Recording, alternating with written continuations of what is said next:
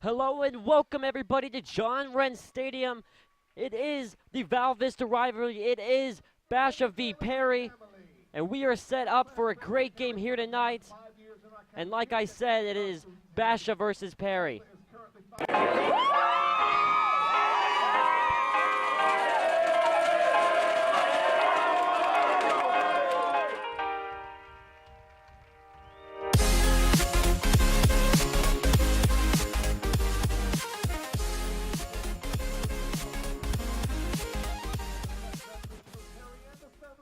Welcome everybody live from John Wren Stadium. I'm Jordan Palacio alongside Brian Renier, and we are awaiting kickoff. It is senior night here in Perry as the 4-5 Pumas take on the 3-5 Basha Bears in a battle for bragging rights. Todd Rogers and his family. Todd has worked at Perry since the Right now, the senior night festivities going down on the field. Todd is currently in remission. Keep fighting the good fight, Coach Rogers. Recognizing all those fighting horrible terminal illnesses, and we are under 5 minutes here at John Wren till we get officially underway. 9 years ago, Linda is standing for her daughter Rebecca, who and her family who live in San Diego. Rebecca was recently diagnosed with sinus cancer. And the big talk before this game has been that of the quarterback for Basha, Ryan Kelly. Kelly has received multiple scholarship offers, has not committed yet, and has picked up an injury in his past couple of weeks, broken ribs, and tonight we have it that he is playing hurt and will be wearing a flak jacket in there at quarterback, so that's going to be something to keep an eye on. As Ryan Kelly means just about everything to this Basha Bear side. Yeah, one of the things in talking to the Pumas staff about Ryan Kelly being in the game, though, not sure how mobile he's going to be still with that injury lingering, and so don't really want to have him running out on that zone read play that they run so successful when he is healthy. So one of those dimensions that he has as a quarterback that may be lacking tonight versus other games, and so really an advantage for this Puma defense to not have to worry about him taking off. And we are getting set here. The Pumas revving up, about to come out of the tunnel. And we've seen these Puma jerseys early on in the season, but a slight alteration has been made to them, Brian. Yeah, well, we saw them earlier in the year, and they had the maroon color, or the cardinal color underneath, and you really couldn't see a number at all. First game of the year, when we had Dobson, we could not see a number, and so the AIA stepped in and decided that those numbers were not going to work for them, because on game film, when other teams were trying to scout, you could not see the numbers. So Pumas had to do a little alteration to these jerseys so you can actually see a number. And thus, the white stroke. And we are awaiting our coin toss as our captains on both sides are going to join hands and make the walk out to midfield. And we are set to get underway in what is arguably the most anticipated game for both sides.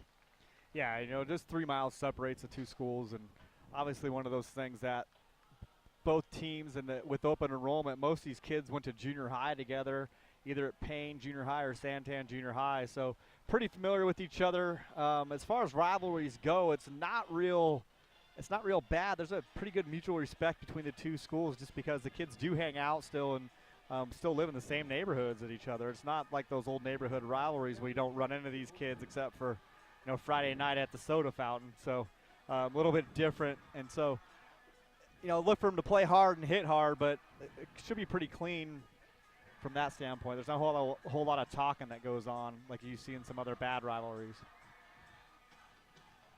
And right now our captain's shaking hands, about to get the coin toss.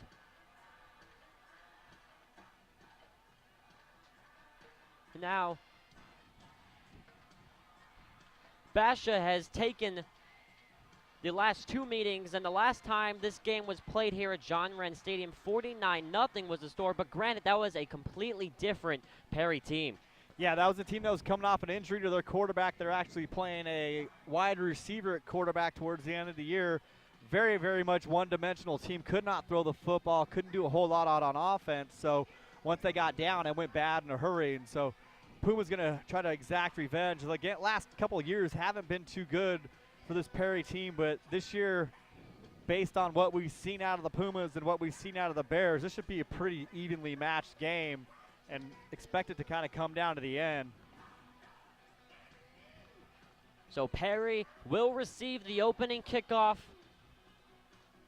Obviously meaning Basha get the ball back in the second half to start out. And on the sidelines right now for Perry, it's Brock Purdy getting warmed up. Looks like he's going to be our starter tonight. You know, Perry, they do love to run that little 2-quarterback system. Yeah, that was pretty successful last week. Pumas putting up a lot of offense against Brophy in a game that, you know, the players went into weren't sure what to expect. Brophy had just pushed Hamilton to the brink the week before, gave up a big lead in the fourth quarter, but Pumas were kind of leery about that team and went in there and battled and really had a chance to win, and a couple of mistakes here and there, and next thing you know, they lose by 7 in a very, very tightly contested game out at Phoenix College. That was definitely the closest game and most exciting game. Perry having the never say die attitude in that game against Brophy. Yeah, it's a tough team. We haven't seen them in a while live from our broadcast, but we know from some games that are pushed out a little bit. Mountain View we know, and Liberty they're pushed pretty good. So a lot of fight them. They're not going to give up, and so they're not going to lay down for anybody and expect them to play full 4 quarters of football every time out. And it's going to be Trent Lenz to kick, and it's a little squibbler that's caught and bobbled and dropped at about the 22-yard line, picked up and with some room to run, gets out past the 33-yard line. It's going to be about first down from Perry from there. Squib kick, probably not wanting to kick it too deep to Nate James back there. Pretty dangerous return man back, so keep it low. Start at the 34, good field position for the Pumas.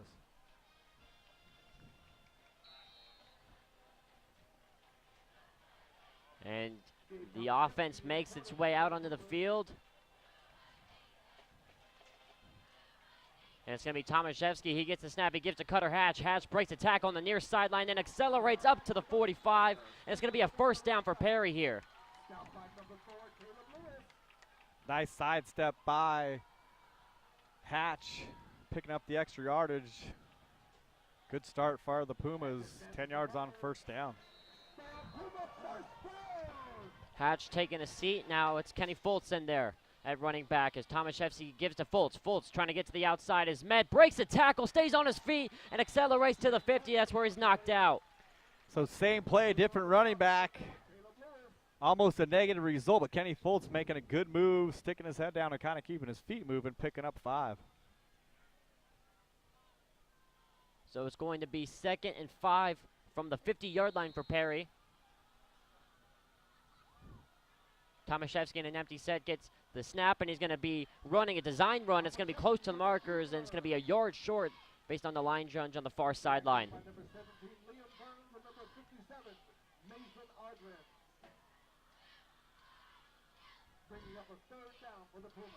Third and 1. Tomaszewski in the gun. Trips left here for the Pumas. Now Tomaszewski, we got a little bit wildcat here. It's Hatch on a design run straight up the gut, and he pushes through, and he's got more than enough for a first down. Perry coming out and showing a little bit of some different sets here, going wildcat on that last one. Yeah, nice job by Hatch finding the hole, kind of leaking through there. He's got a pretty good vision in the hole, so give him some space, a little bit more time to read it back in that wildcat. Doesn't have to worry about getting the handoff. Nice job picking up the first down. Pumas moving the ball well. Now it's Tomaszewski in the pistol, and he's going to give to Hatch. Hatch with some room to run up on the far hash, gets hit and knocked down up to the 29-yard line. First down, Perry.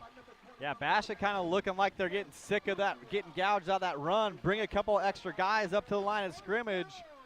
Well, Hatch breaks through that first line of defense, and there's no one there to make the tackle. Big gain by Cutter. Pumas in business at the 29. Fultz comes down to run, and now that's where they're going to go. Bounces off a tackler, now he tries to get back to the outside, and he's going to lose a yard here.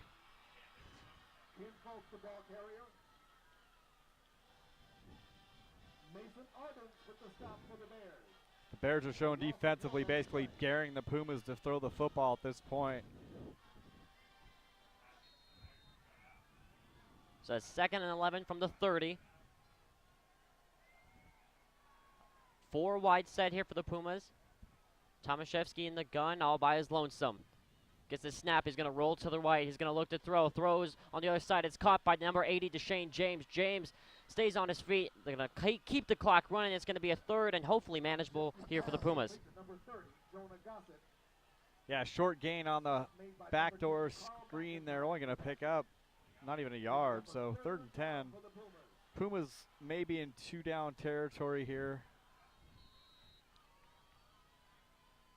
Looking at a 36-yard field goal from where they're at right now. 46, check that. Tomaszewski sends Fultz out of the gun, now looks to throw, now does over the middle, and is intercepted by the Bears. And there you go, they dare the Pumas to throw the ball, and there you have it, an interception. Yeah, not sure about that throw. It seemed like maybe he was expecting that receiver to break off the route.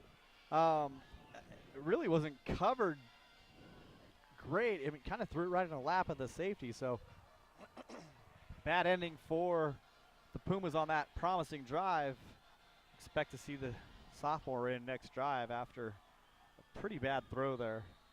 Seth Doumbia on the interception for Basha. And now here comes the story of the game. Ryan Kelly in at quarterback. He's in the gun. Basha showing a power run formation, going to switch out of that there. Kelly gets a snap, throws right on the fly. That's incomplete. We have a late flag thrown from the head referee in the back. We'll see what he gets Basha for.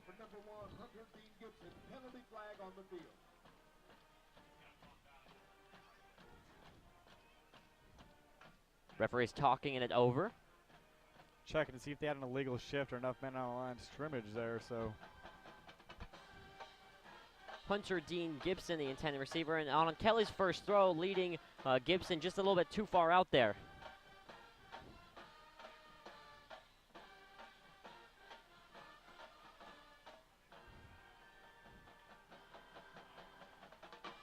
And the refs are going to pick that one up. So no penalty on the play, and it's 2nd and 10 from the 13.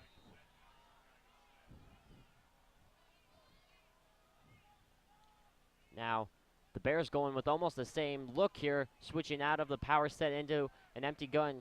Kelly signaling to his wide receiver, gets a snap, and we have a flag. It's going to be a false start here on the Bears. So they're getting exactly what they want down here. They want to isolate number 18 against this receiver down at the bottom, number 83. And so Pumas, they went into that quad. Basha goes into that quad formation. Pumas go over there and shift.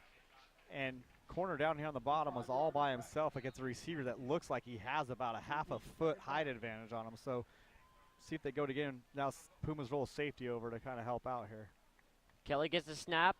He's going to throw right at David Eppinger, and it's caught by the receiver for Basha. He stretches the ball out trying to get some more yards. It's going to be 3rd and about 8 here for Basha. Yeah, that's trouble right there. I'm not sure you're with no flat cover defender and you're not playing up in a bump and run situation. That's pretty tough to cover that area. And so see if the Pumas make an adjustment as Basha kind of saw something on tape and they're going to try to take advantage of it. A little pitch here to the running back. Case Hatch is there. Case Hatch slows him down and he's stopped. And Basha are going to be forced to punt here. That's a great play there by Case Hatch. Yeah, good job by Hatch blowing right through that hole, and he's hyped up. Good stop. 3 and out by the Puma defense. Adrian Rodriguez on the carry for the Bears. Now they're going to be forced to punt. Perez is back deep to return for the Pumas, who's standing near the 50-yard line. And it's a good punt here. Perez says no go, nobody touch it. Bounces at the 45, and then it's going to roll out past the 50 to the Perry 49, and that is where it's going to be downed.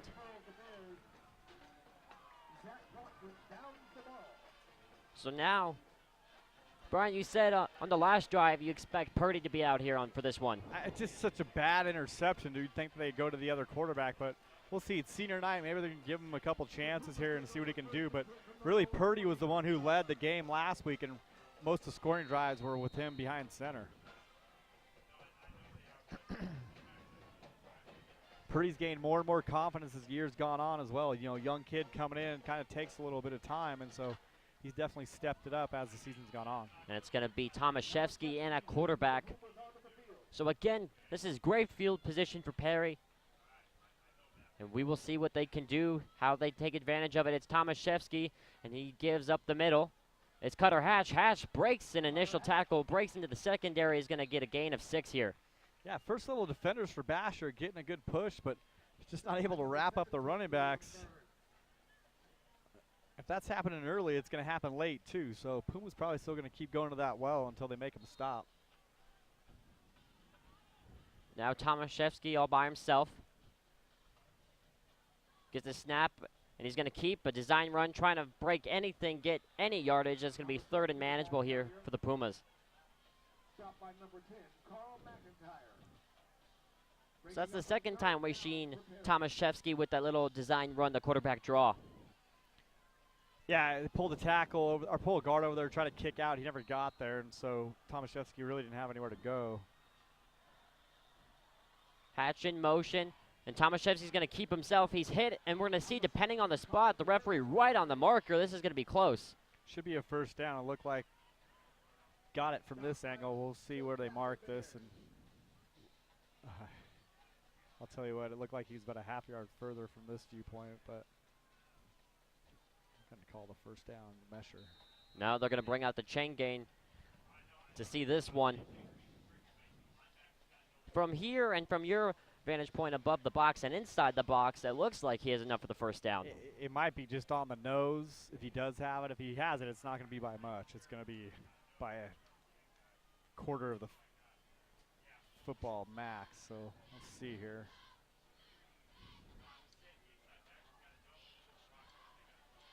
And they got it. Just barely, but they got it. First down, Perry on the Tomaszewski keeper. Yeah, it's pretty close. It's one of those ones you almost have to put a piece of cardboard in there to make sure that it's actually first down.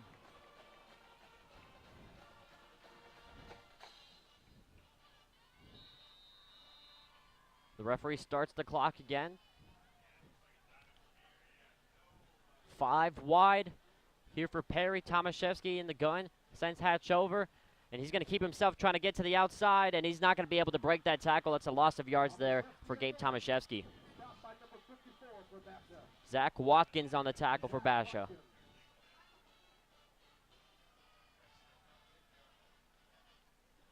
Right now, no respect for Tomaszewski's arm, especially after that last interception. Yeah, they're crowding the line of scrimmage, putting people in every gap, not allowing any space, and so Puma's going to have to back them out of there to be able to have any success here. It's a simple count. We have only so many guys to block. There's 6 or 7 that are up in the line of scrimmage at this point. Tomaszewski's going to roll, and he's going to look to throw, and does to a wide-open Dolman Rala. We got a flag coming in late here. Might be a little bit of a roughing the passer, and it's enough for the first down, regard the fact, but we will see what the referees call. That's what it is. And roughing the passer, so that's going to tack on some more yards onto that catch already.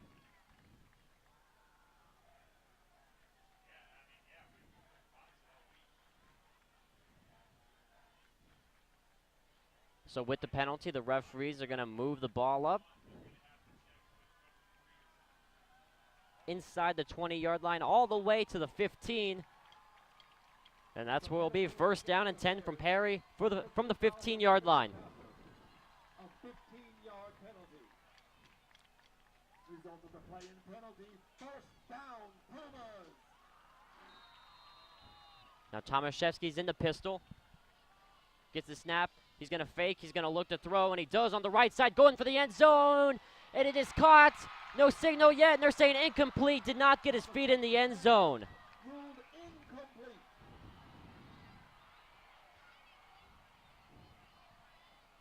Yeah, our camera angle up here, sorry, we have these new fancy speakers they put up on top of the press box. With those speakers came 3 poles that are right in the middle of the shot now. So good foresight by the district on these new speaker systems on top of the press boxes. Tomaszewski's going to roll on the 2nd and 10 now. Throw over the middle, over everybody's head, incomplete. Tomaszewski missing high. Yeah, it seems like sometimes Gabe has a tendency to throw balls into coverage, and his receivers are kind of surprised that the ball's actually thrown. As an ex-wide receiver, I can tell you sometimes a quarterback throws a ball and you go, why is he throwing that to me? This is pretty good coverage, and that might have been an example there. It looked like the receiver kind of slowed down and started jogging his route at the end. 3rd and 10 from the 15. Cutter Hatch sent in motion. Tomaszewski's going to snap. He's going to pump. He's going to throw over the middle for the end zone, and it is caught. Touchdown, Perry. The 15-yard pitch and catch from Tomaszewski, and the Perry are on the board first.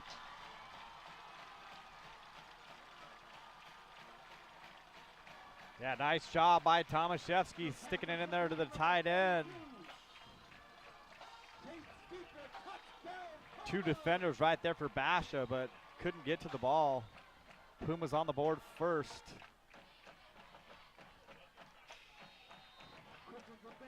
Zendejas on the point after.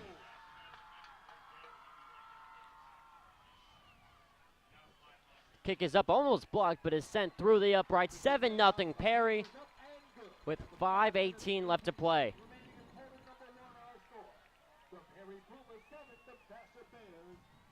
Yeah, 2 nice drives by the Pumas to start the game, and so good job by the defense. Basha hasn't really done anything to stop this offense so far, and so early indicators are very good for the Pumas in this game. Good field position as well for Perry, starting that drive at their own 49-yard line. Being able to take advantage of that. Now on come the kicking teams for both sides. So it is 7-0 Perry over Basha here at John Wren Stadium.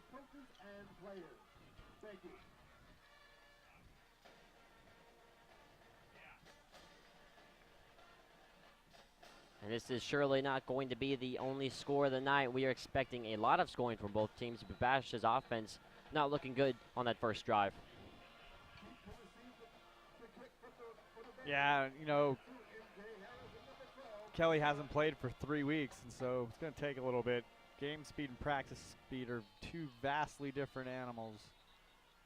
Zendejas going for a little pooch kick, landing around the 30-yard line, but it gets called back here. Pumas offside.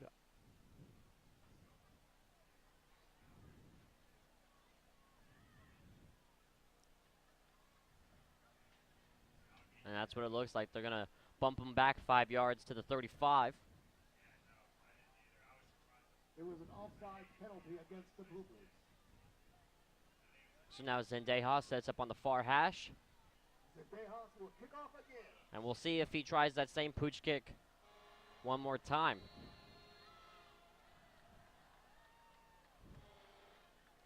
And this one's a little squibber down the middle of the field. It is picked up and now bobbled and dropped at the 22. He's looking for some room to run. Nothing really there for him, though.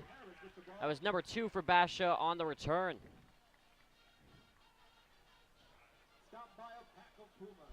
MJ Harris gets to the 30-yard line, and that's where he is tackled, and it's going to be 5-11 for Basha to take over for the second drive of the night.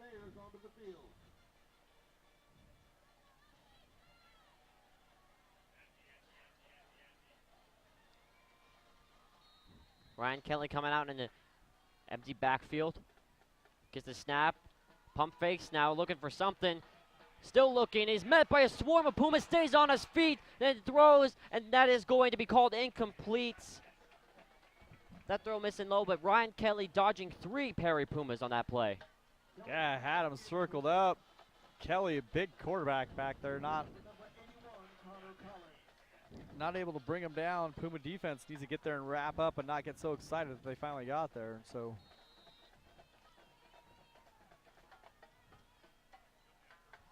Basha looking to sling the ball.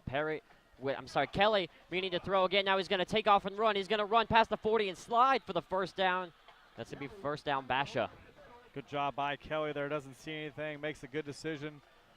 Pulls it down, and knowing that he's got a little issue with those ribs, wisely slides after a 12-yard gain. Now he's got a man next to him in the gun. Kelly gets the snap. He's going to look to throw. Throws over the middle, and it is caught at the 40, up to the 35. A huge play for Basha, and they are inside Perry territory. Ball thrown in tight coverage there. Good job by Kelly sticking it in there. And tell you what, Basha might throw 60 passes tonight the way it looks so far. Terrell Brown on the reception for Basha. We got a flag thrown in, but 2 flags thrown from the referees, and it looks like Perry might have jumped off sides. A false start going to be called on Basha here. Not enough men on line of scrimmage again, it looks like. It's what the ref was calling. So procedure penalty.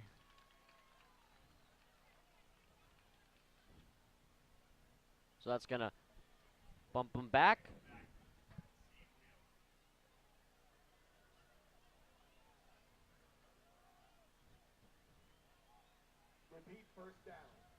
It's going to be 1st and 15 from the 38-yard line with 4:27 left to go in the first quarter. It's Kelly in the pistol.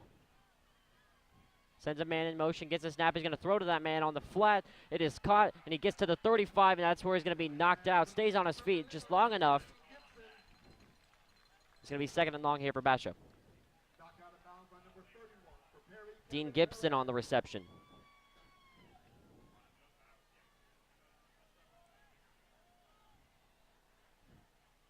Basha playing no huddle.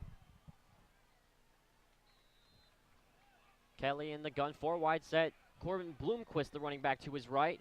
He gets the snap, fakes it. He's going to look to run, tries to get up the middle and does. Now shakes the defender, stays on his feet, and is tackled. He's right next to the marker, and we're going to see where they spot him. Going to be short. Pumas with a very, very well-timed blitz there, but Kelly sees it, steps up inside, and takes off running. You can see how athletic he is, and so why teams across the country have been willing to offer him as such a young player. I mean, he really is out of that. He gets out of that pocket really, really quick. Kelly gets a snap, and he's going to give to Bloomington, and he's going to get a 1st down.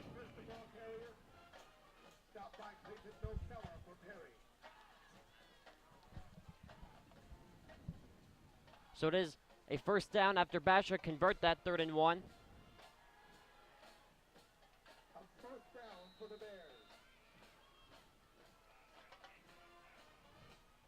Kelly in the gun. Bloomquist to his left, gets the snap. He's going to throw on the left side, caught by Terrell Brown. That's going to be a 1st down Basha again.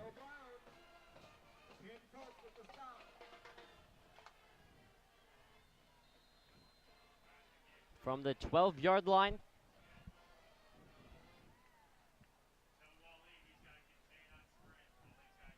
Kelly in the gun, Bloomquist to his right. Perry showing pressure. Kelly gets the snap. He looks right, throws over the middle, and it is incomplete. Good coverage there. 2nd and 10 now.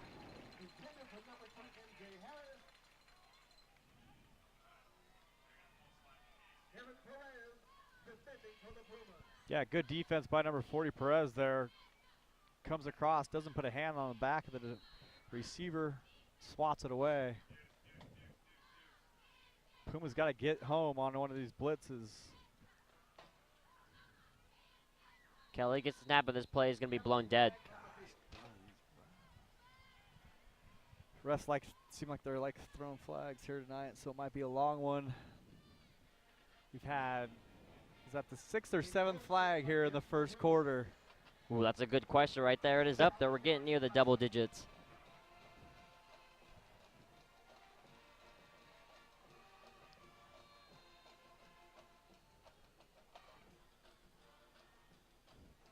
So 2nd and 5 from the 7 after the penalty. Kelly in the pistol, now in the gun as Bloomquist ups to his left. Kelly gets a snap, throws to his left, batted in the air over Kevin Perez's head, and that falls incomplete. Pumas again bringing 2 outside backers. Kelly sees the pressure, tries to go to the hot route. Ball's tipped to the line of scrimmage. Good job by the Puma defensive linemen getting their hands up, knowing they're not going to get into the quarterback. 3rd and 5 from the 7.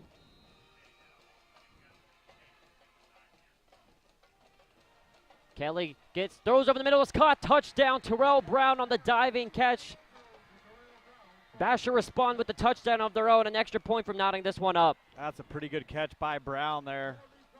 See a flag come out late. Guess a Basha player probably said something or did something after the touchdown, and so, but great throw and catch. Brown goes over and lays out and nabs that right in his hand. So I think that's the receiver they want to go to for the majority of the night, and so Puma's going to have to do something to take care of Terrell Brown, or he's going to hurt him all night. You're absolutely right. An unsportsmanlike called on a Basha player, so that will most likely be enforced on the kickoff. And it's going to be Trent Lenz now on to kick the point after. Yeah, I think one of the linemen said something as he ran in there to celebrate or bump into somebody.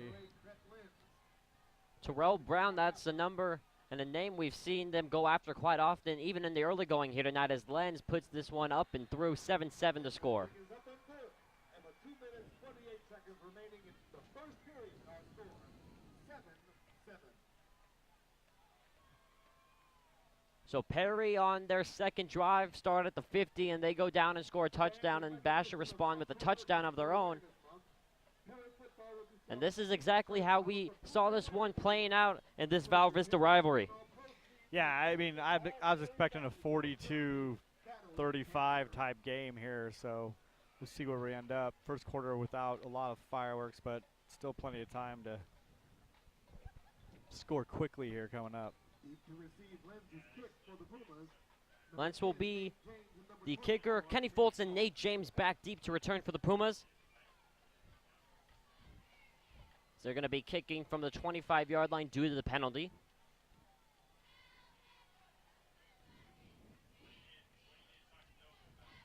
You see another one of those squibbers coming out here, Brian? I mean, they've seen the tape. They know what those two can do back there, and so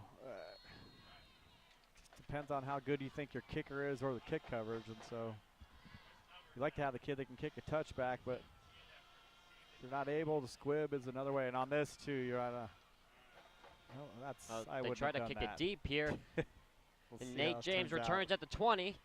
Tries to cut it back at the opposite field. Needs to break a tackle and does that. It's a good tackle right there from the Basha man to stop Nate James right in his tracks. Seth Doumbia had an interception earlier in the game on the tackle.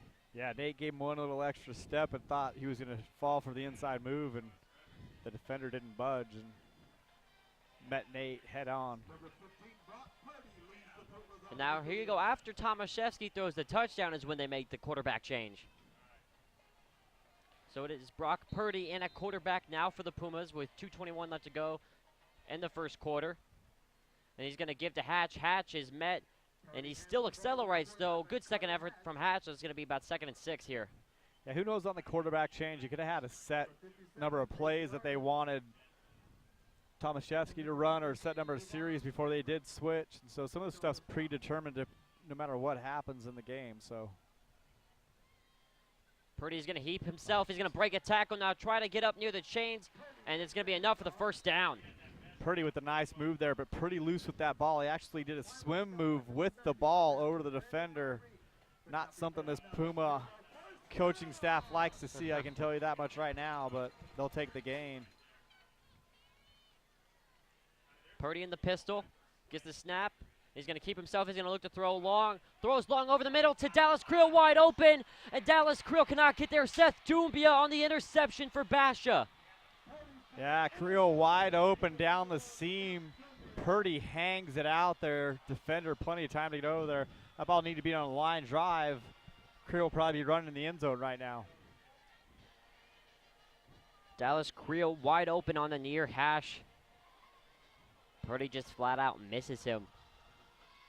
It's the wrong trajectory on the ball. He needed to throw it on Absolutely. a line instead of putting it up in the air. And that ball was just so high that gave that defender a lot of time. And Creel actually had to cut across the field to try to go play defense on it. Got there just a little too late. But line drive throw, I'm telling you, I think he walks in the end zone. Or moves slightly slower than a full run. Seth Doumbia, second interception of the game in 3 drives. And now the Basha offense storms back out on the field. Kelly in the gun. Gets the snap, he's looking. He throws left, and it is incomplete. Kelly just missing it, and then throws way in front of the receiver on that one. Again, timing and all those things don't come back overnight, and you can see that early. Some of these throws, he kind of low, look like they're just a little off kilter versus his normal accuracy. Bloomquist in the gun to the left of Kelly. Kelly throws on the flat and is caught. Now looking for some room to run, and he gets up near the markers. It's going to be 3rd and short here for Basha.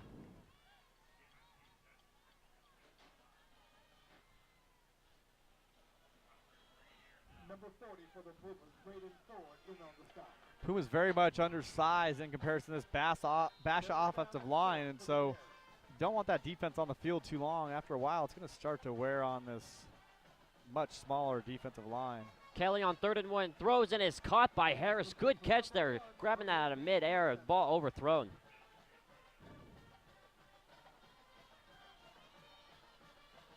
The Bears continue 1st and 10. So they convert on the 3rd and 1. Now with a fresh set of downs. Kelly looks to the sideline, communicating with his receivers. Gets the snap, almost looked like a false start there as he throws, and again, just misses that, and that's been timing. That's been a recurring theme here for Kelly thus far. Just having a little bit of trouble getting that ball out of there. I don't know if maybe he's not getting in his hand right, the feel doesn't feel right, but he's thrown that ball upfield multiple times in this game, and eventually if one of those defenders gets loose, that might be going around the other way for 6. So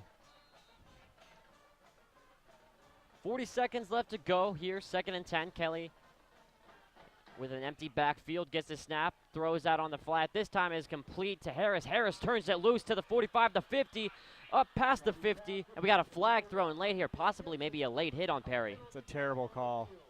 He's running down the sideline, and Hatch gives him a little bit as he goes down the sideline, but he was still in bounds when it happened. Definitely wasn't out of bounds, and so you can't throw the flag if a whistle never blew. Can't let the guy just run down the sideline without anything happening to him. So bad call there by the referee on the opposite side. Going to add 15 on to the long game. So with that personal foul, that hurting Perry a lot. Brings the ball inside the 35. Right now, Basha are rolling.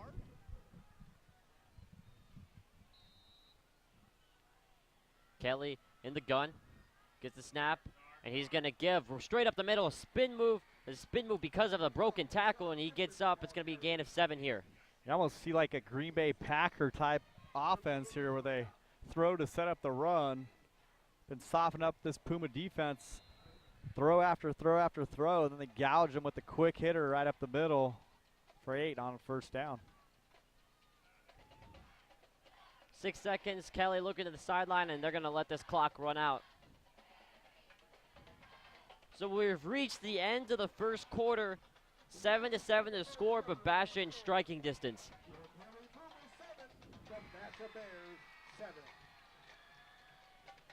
Yeah, see the Pumas can make an adjustment here to these quick, they're Basha's trying to negate the blitz that Puma was kind of showing earlier, and so, the quick out, the ball out there really fast, quick hitches, quick little swing routes, and so Puma's got to take advantage of that and sit on one of those and see if they can take one the other way.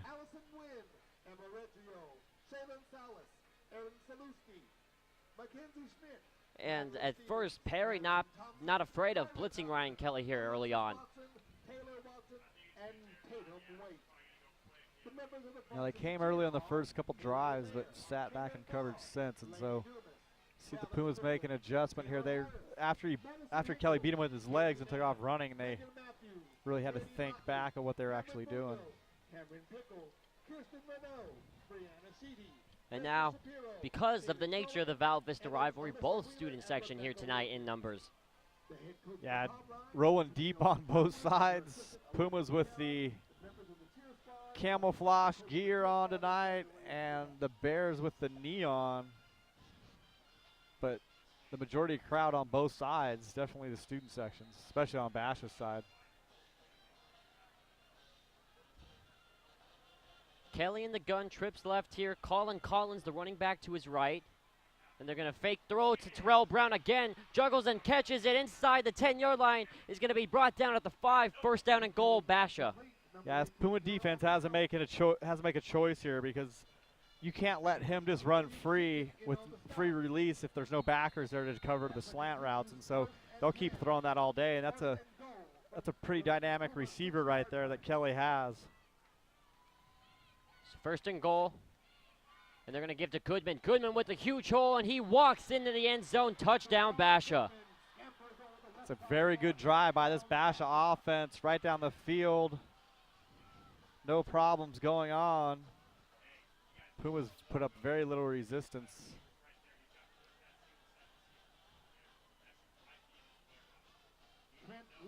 So a couple of runs, a controversial to say the least. Penalty thrown on Case Hatch, accelerating them 15 yards. And a couple plays later, touchdown Basha. Lentz on to put the point up, and it is good, 14-7. Yeah, I wouldn't call it controversial. I just call it bad. Whistle was not blown. You can't throw a flag if a defender makes contact with the kid before the whistle's blown. Fans, be sure to purchase a 50-50 raffle ticket. Half of the proceeds go to our... So 14-7 is the score here at John Wren Stadium. You can be a winner. Perry, 3 drives offensively thus far, 2 of them resulting in turnovers. And the one lone outlier in between the touchdown. Yeah, Basha hasn't really done much to stop the Pumas. They've kind of moved the ball pretty easy, but big mistakes. Both throws that were picked off, receivers were open, just misses by the quarterback. So still yet to see Basha force the Pumas to do anything. So the first kick was a squibbler down the middle. Second kick after the sportsmanlike was a kick deep. We'll see what Trent Lenz does here for Basha. It is the dynamic duo of Kenny Foltz and Nate James back deep to return for Perry. Lenz is going to boot it down deep. It's going to be Foltz to return. He backs up and takes it from the 5. He up to the 15, up to the 20 with the Hulk. Kenny Foltz breaks a tackle, and he gets up past the 35-yard line. Good return there from Kenny Foltz, bringing some life into the stadium. Yeah, I don't know about you, Jordan, but I'm not kicking the ball back there if I have a choice. And no, so absolutely not. I don't think he has a chance of kicking a touchback. It doesn't look like he has enough leg, and so I might just go back to the squib, because one more block and Kenny Foltz is standing in that end zone right now. Oh, yeah. If I'm Basha, I'm pooching that thing right to the 30-yard line. Puma's got to sustain a drive here. Defense has been on the field a lot the last 2 series, so Puma's got to eat some clock and protect that defense a little bit. Purdy, the quarterback, in an empty set, gets a snap. He's going to run himself, breaks a tackle, still on his feet now, up past the markers. First down, Perry on a good run there from Purdy. Purdy just a smart runner. He just sees his blocks. He sets his blocks up. He doesn't rush anything. He takes his time as he goes through. The injured player from Basha. We have a Basha man down. Both training staffs run to attend. But as you're saying about Purdy, the initial gap he wanted to run through was blocked by a Basha defender, forcing him to go outside. And it worked out, giving him the first down. Yeah, he's very patient. He takes his time. He sets his blocks. He waits for his lineman to get there. And so, some guys get to the hole too quick, and they don't wait for the blocks to get there and set up. And they end up, blaming the line or whatever else. But Purdy does a good job. He knows where his linemen are supposed to be, and he waits for him to get to those spots before he makes decisions on where he's going to put his foot in the ground and go. And so he's an effective runner from back there. Does a really good job for this offense. So something interesting happening pregame. Not only was this senior night for the football players, also the band members and cheer and pom squad here at Perry getting recognized. And the athletic trainer assistant people. Yes, them as well. With our very own Kyler Gorman getting in on the action tonight. Part of the PS4 team for sure. The injured player, Carl McIntyre, walks off, and the offense retakes the field. It is Purdy again in an empty set. Ball on the 48-yard line. Gets the snap, and he's going to run again. Trying to break through, and he does to the secondary. Jukes to the outside and is brought down. Good tackle there inside the 40-yard line. First down, Perry. Hey, if they're going to give you a 12 a pop, go ahead and take 12 a pop. Still haven't seen number 10 get the ball yet. You know how I feel about that. So we'll see if he gets the ball here on the flat. They're going to bring Kenny, who's cut her hatch over, and he throws over the middle. Is incomplete. Pete Moore letting that one go right through his hands, and maybe a missed opportunity there for Perry. yeah, big miss. He's going to walk into the end zone most likely there after that catch. And so wide open, good throw by Purdy, put it right on his hands. No excuse to drop that ball, especially with the gloves they have these days. I mean, just got to concentrate a little bit better there. No one's going to hit him. So Purdy in again, and he's going to keep. He's going to bounce to the outside. Breaks. No, yes, he does break as Zach Watkins tackle. Jukes another one and gets up to the 35, and that's where he'll be brought down. Pick up about 3 yards where it could have been a 3-yard plus loss. So good job, Purdy, making this a manageable third down. Now Perry looking over to the sidelines, getting the play from the coaching staff.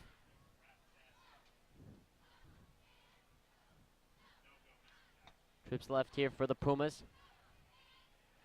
Purdy's going to roll. Now he's going to look to throw. Throws on the left-hand side. Flag is thrown. Nate James on the reception, and I know that'll make a certain someone happy. Yeah, so see if it's going to be offensive pass interference here possibly. See what he calls. It's really late. Maybe a defensive hold. We'll see. But there's your man, Nate James. Open again. Big gain on first down. And it's going to be a defensive hold, resulting in the declining of the penalty. First down. Perry with the first touch of the night for Nate James.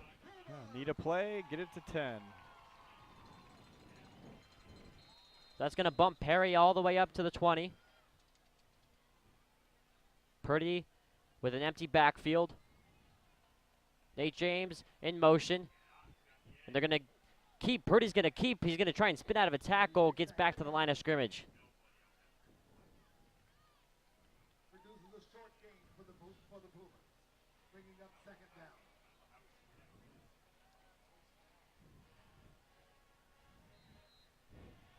So now going from all three receivers to the left, now to the right.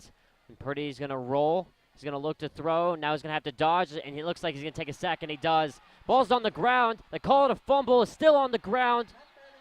Whistle's blown, and it's going to be Basha football. Perry turned it over for the third time.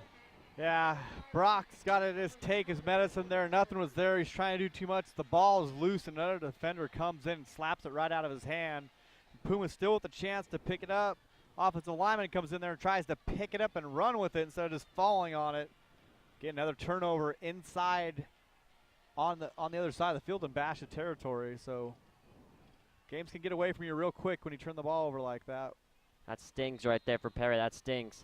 Especially after a drop touchdown pass earlier. So see if Basha tries to hit him deep right now. So here we go. Kelly gets the snap. And he's looking to throw it deep, and you called it, going deep down the field, looking for a man, and he's got him inside the 20, first down. Huge play, Basha. Yeah, sudden change. Defense doesn't get ready. Get out there real quick, and Pumas were still trying to figure out what defense they're going to be in, and Basha just runs a straight streak. Big gain. Basha looking to play fast-tempoed.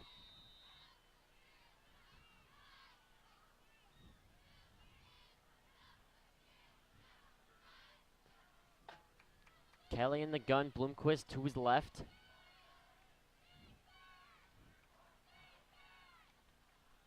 He gets the snap, and he's going to throw on the flat to his man, MJ Harris. Harris to the 5, staying on his feet, and is brought out of bounds, dragged out of bounds.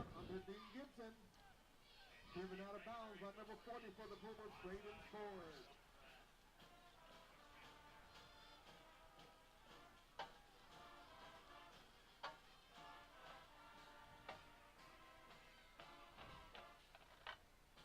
2nd and 2 now.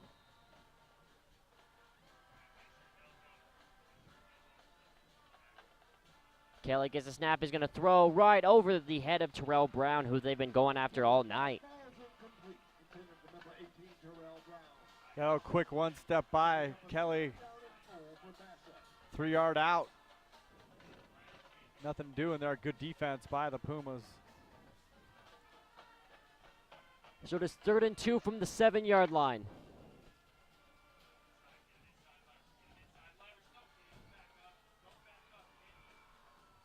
Kenny gets the snap. Kelly rolling. Kelly throwing end zone. It is caught. Touchdown, Terrell Brown. And he holds the ball out to the Perry defender saying, you want to come get it. Touchdown, Basha.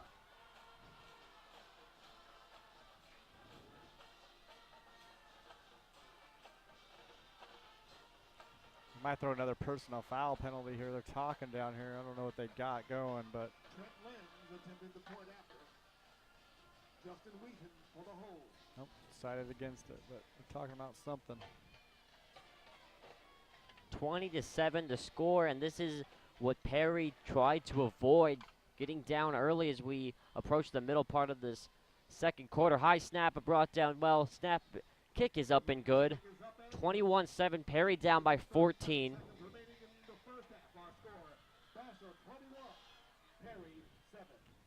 Yeah, Pumas defensively not getting Ryan Kelly uncomfortable. And so he's able to make throws, do all the things he wants to do. They're not moving him off the spot ever since those first couple series where he had to scramble. They haven't moved him off the spot at all. And so one of those things where the receivers aren't comfortable, they're not jamming him at the line of scrimmage, they're giving him free release. And they're giving him time to throw, and so keeping him clean in the pocket and makes for a long night for defense. Absolutely. 14 points off of turnovers thus far for Basha.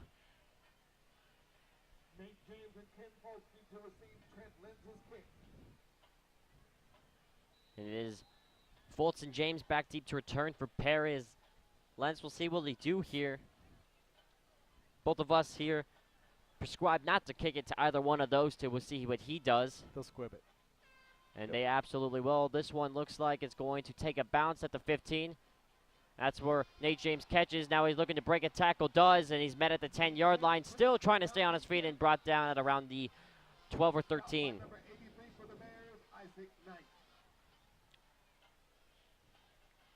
A lot better result there on that kick than. Yeah, no doubt. So first down from the 13-yard line for this Perry team. It's going to be Tomaszewski, it looks like, who will be on to quarterback. Gabe Tomaszewski in leading the Pumas.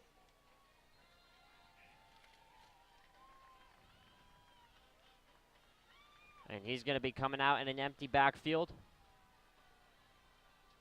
Gets the snap, and he's going to run, design run, and he's met at the line of scrimmage and brought down there. Good tackle, and the tackler's giving him some smack talk there.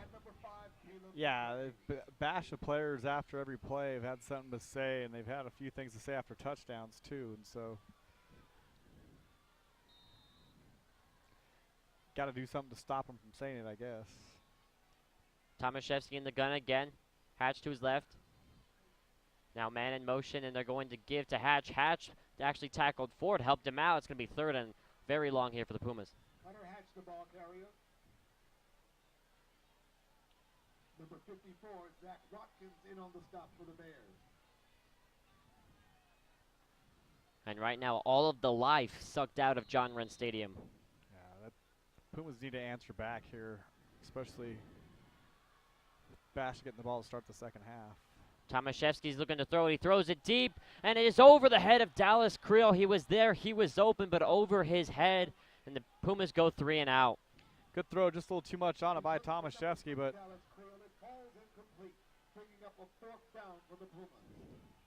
Creel kind of got clear of that defender about 20 yards downfield, and so maybe a little more on the line.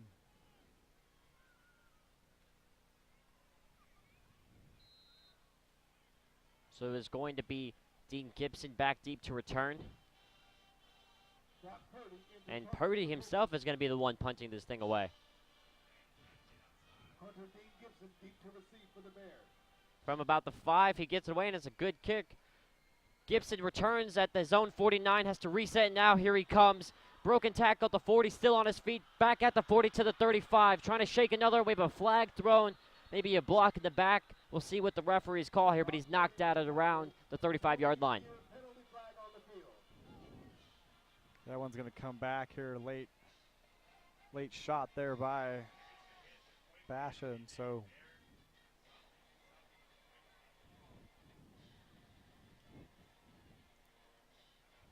chop block. So that will knock Basha a few back. Against the Bears.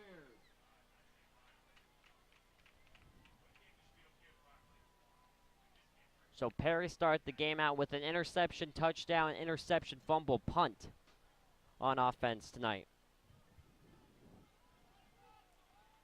Not the best stat sheet No, not by any means. in a rivalry game. No. 10 at the 50-yard line. Ryan Kelly leading the Bears. So the penalty knocks them back all the way to midfield. 7:12 left to go in the half.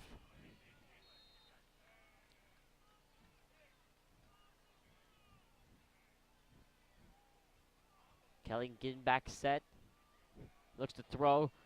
Throws over the middle to a wide open MJ Harris. Harris is at the 35, gets a block to the 30, and is knocked out at around the 36, it looks like, yard line. Number 26. He's just got too much time to sit back there and survey everything, and you get a quarterback Down Basha. with his ability, time to sit back there, gonna pick you apart. Doesn't matter how slow his receivers might be, and these guys are pretty quick. I'm not saying they're slow, it's just can't give them that much time. So Kelly gets the snap, and he's going to give to Goodman. Goodman breaks up the tackle. He's up to the 20 and past the 20. It's going to be another first down, Basha.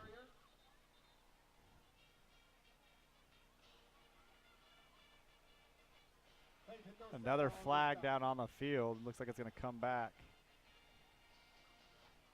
Flag thrown on the far sideline.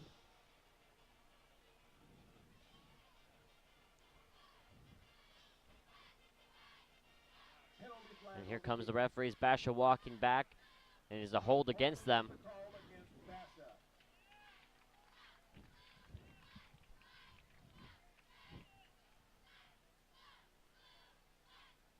So that's going to be a 1st and 17, 10-yard penalty at the spot of the foul.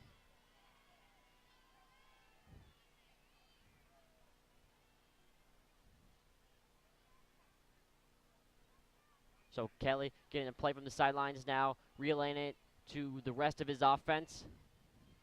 Gets the snap, fakes to Goodman, is going to be pressured, and is tripped up from behind and sacked finally. Case Hatch, the driving force behind the sack there for Perry.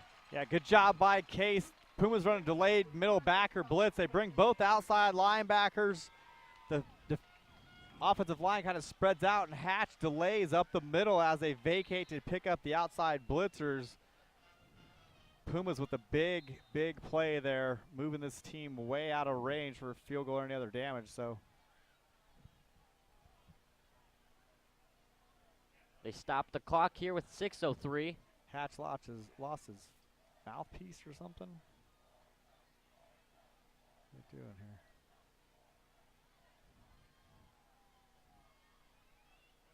To make him come out. I wouldn't be surprised if Perry, I'd burn a timeout. I don't want my best player off the field for one play if he doesn't have equipment.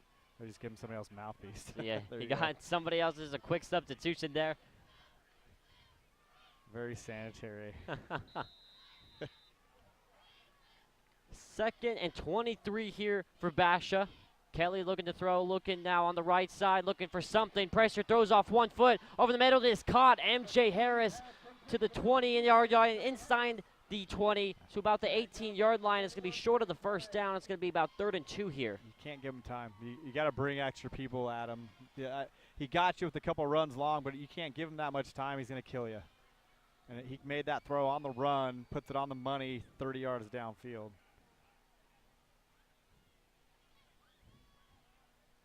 So Kelly in the gun. 3rd and 3 here. Taking his time, making sure everything's how he wants it. Throws, and it's caught by Terrell Brown. It's going to be dragged down. It's going to be a first down, and we have a late flag thrown. Basha have gone Terrell Brown in one-on-one situations all night, and they've taken advantage. Yeah, and it's off coverage, and so we brought extra people. There's no flat defender. You can run a curl, and if he's not playing tight, the curl's going to be open all day, especially with the ball being on time by Kelly. Kelly throws a fast ball. Ball gets there in a hurry, and so you have to tighten up that coverage to have any chance. We have a face mask call. It's going to be on Perry. It's only a 3-yard penalty, so it's really not that bad. Chin on the coverage, and the penalty was called on him. So it's going to be first down for Basha. 1st and goal.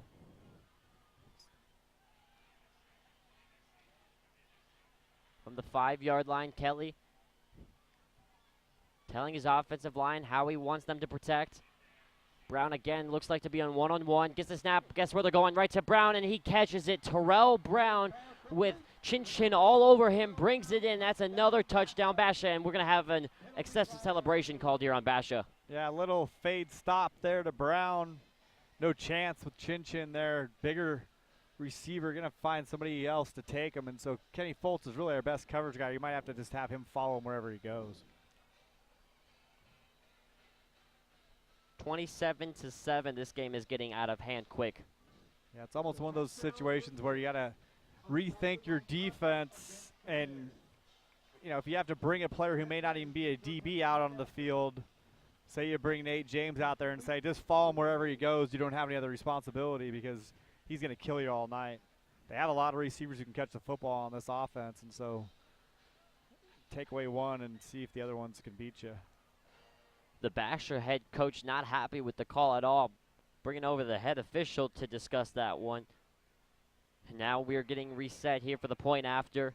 Trent Lenz on to kick.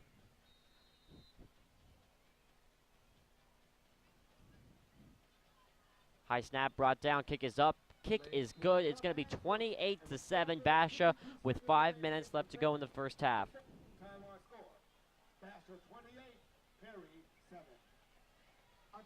Now down by 3 possessions, Brian, how are you playing this one if you're Perry? Are you trying to get a score fast? Are you trying to kill the clock and get to halftime? No, you want to get a score with 10 seconds left on the clock if you can, because they're going to get the ball to start the second half. The worst case scenario is you go 3 and out here, they drive it down the field, score, and then they get the ball to start the second half. They score again and pretty much pack up the bags at that point. So it's going to be a deep kickoff here due to the penalty.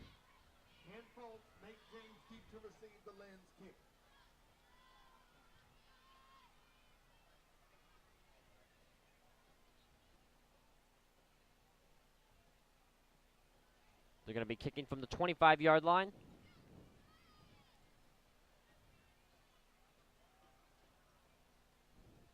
Lenz on to kick. And we got 4:52 left to go in the half. James and Foltz back deep to return. And now we have a whistle coming from the near sideline.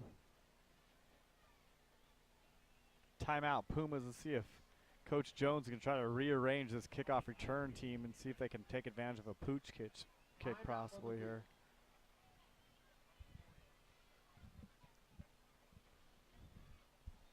So as you look forward to halftime, if you're Coach Jones, what are your adjustments you're making? Well, you got to move him off the spot. You can't let him just sit back there and survey the whole field. Your defenders can't keep up with these wide receivers for that long, and so you got to give them less time to have to cover these guys and make Kelly move off a spot. These guys that have had lots of coaching, these quarterbacks have had lots of coaching and gone to a lot of camps and clinics, really are guys that can kind of step and throw and stand in a spot. And if you make them uncomfortable, make them move, sometimes they had a hard time. And so, you know, he's a runner. I'm not saying he can't run. He has run effectively, but I'd rather have him beat me with his legs and his arm because they're not going to stop what they're doing. They're going to keep doing this all night if they don't do something different here. So we're going to get reset to kick here. Lentz is going to be kicking from his 25. James and Foltz back deep for Perry.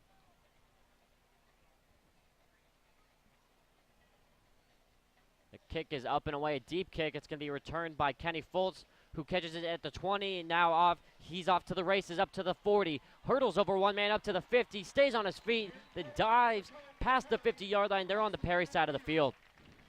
We have the helicopter coming around the field now with Coach Todd Graham from Arizona State. He's circling the field. They're supposed to land over there, I think, on the other side of the bleachers. See if they come down, and so the highlight of the night for this game for the Perry side might be seeing that helicopter land if it keeps going the way it has been. Tomaszewski to quarterback, and now Perry with favorable field position up on the Basha side in plus territory. It's Foltz in motion, and Tomaszewski's going to give to Foltz. Foltz breaks one arm tackle, now gets to the 40, and that's where he's going to be brought down at the 39-yard line. And you can see right there the Todd Graham helicopter coming inbound.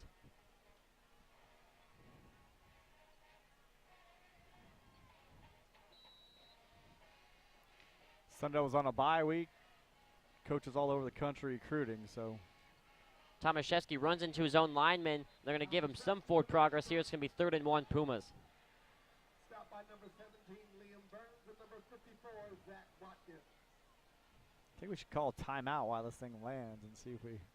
3rd down for Perry. You can hear the propellers. It's coming down. Coach Todd Graham of ASU. Coming to watch a little bit of the Val Vista rivalry as Tomaszewski rolls right. Looking to throw, now throws over the middle. Nobody there, not really sure what he was trying to go for on that one. Kind of threw in between of two receivers, and it's going to be 4th and 1.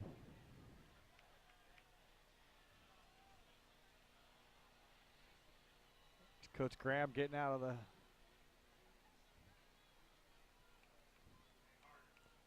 helicopter here. There he is. And there he is, Coach Todd Graham of ASU. Tomaszewski, play fake, now looking to throw.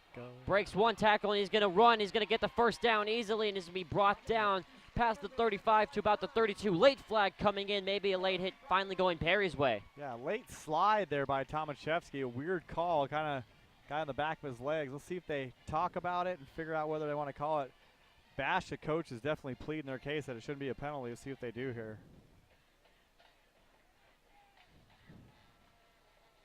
Oh, legal hands of the face. Trying to wonder why that one Basha coach has one sleeve and not another. I don't think he's going in at quarterback anytime soon, but he's rocking the look. Little Bryce Perkins look there. They're going to be picking it up. So Perry convert on the 3rd and 1 after the Tomaszewski keeper. Empty set here. He gets the snap, and he's going to be keeping himself again. And he's be getting a couple yards. He's going to get up to the 29-yard line, where it is going to be blown dead.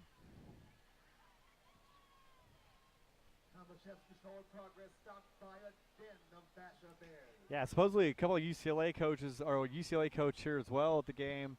UCLA playing last night, taking it to Cal, where their freshman quarterback Josh Rosen just threw for 399 yards. Not sure as a quarterback I would want to go there with a true freshman playing. It'd probably not be the best or the smartest recruiting decision as Tomaszewski throws over the middle. It is caught. And it's going to be 1st down, and Nate James on the reception. Yeah, the freshman quarterback in there, you're sitting for 2, at least 3 if he doesn't leave early. So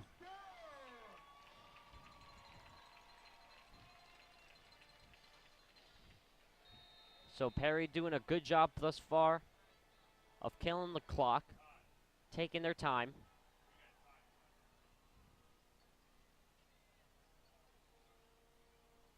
Hatch in motion, and Tomaszewski's going to fake. He's going to look to throw. Throws over the middle. It is incomplete. Might have been batted down there by the Basha defender. Got to throw it. It looked like he tried to take a little off it, like he was trying to get too fine with it. He's just got to let it go. The receiver is open. You got to put it on his numbers, and he kind of tried to take a little off of that. If you see it, you got to be definitive about it, making the throw. So 2nd and 10 now for the Pumas. Thomas Chesky in an empty set now. Fultz in motion. And they're going to give to Fultz. Fultz has the edge. Fultz gets to the 15, stays on his feet. Flag thrown in late. It looks like there's going to be an unnecessary roughness maybe here on Basha. Yeah, I think number 90 took a shot at number 73, Andrew Knudsen, and so Knudsen got up clapping. Basha trying to a little cheap behind the play. Brandon Myrie, number 90 for Basha, who looks like this penalty is going to be called on. There it is. I mean, it's completely unnecessary. You're 20 yards behind the play, and you're going to take a shot on a guy. And so, especially in this day and age, those plays are no longer allowed. They're going to call that every time. Perry in striking distance. 1st and goal from the 3 after the penalty. If you're Perry, you need to get points, and they're going to give to Fultz. Fultz trying to get in, and he hops, and he's in. Touchdown, Perry. They're saying the ball broke the plane. Kenny Fultz dives into the end zone. Yeah, it looks like he's not feeling too good after it, though. Let's see if he gets up and walk this one off, but good job. Extra effort by Fultz there.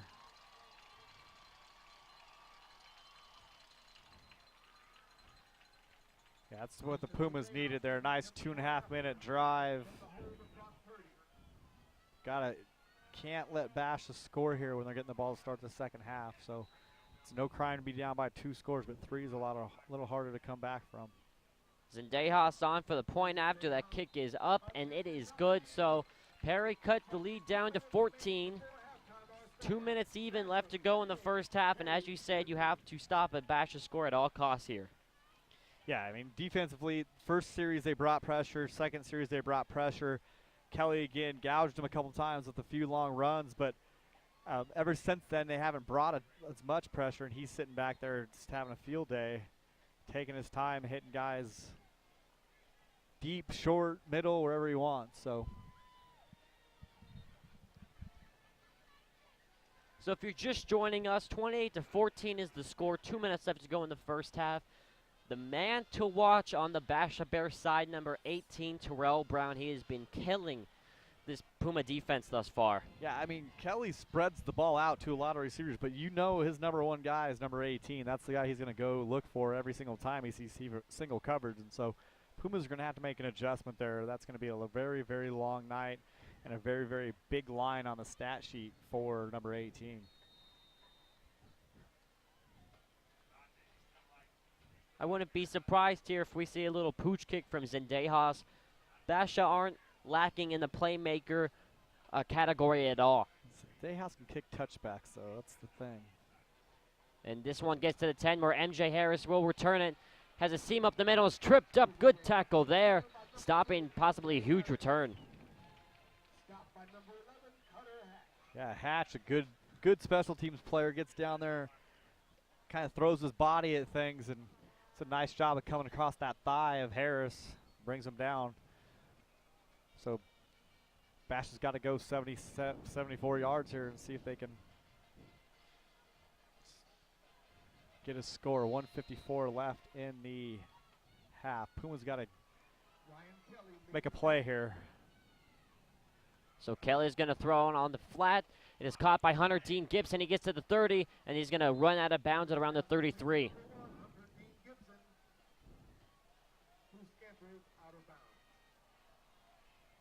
So that stops the clock for the moment.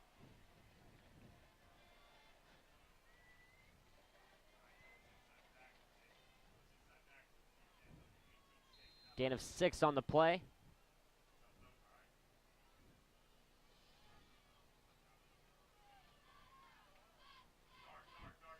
And Kelly gives to Bloomquist. Bloomquist met by 3 Pumas, and he has enough for the first down at the 40-yard line.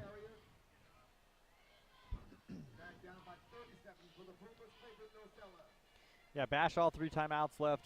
Plenty of time. Clock stops on first downs, and so how quickly they can get plays in and out have an effect. Kelly in the pistol is going to throw a little slant to Gibson, and Gibson's met by Case Hatch.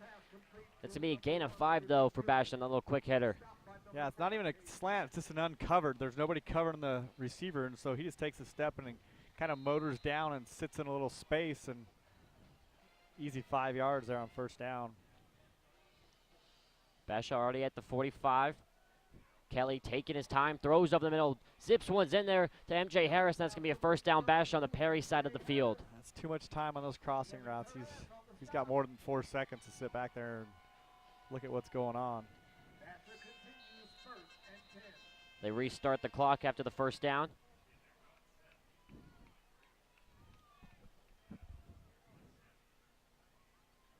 Kelly gets the snap. He looks to throw, and he does so. Terrell Brown breaks. A tackle now jukes.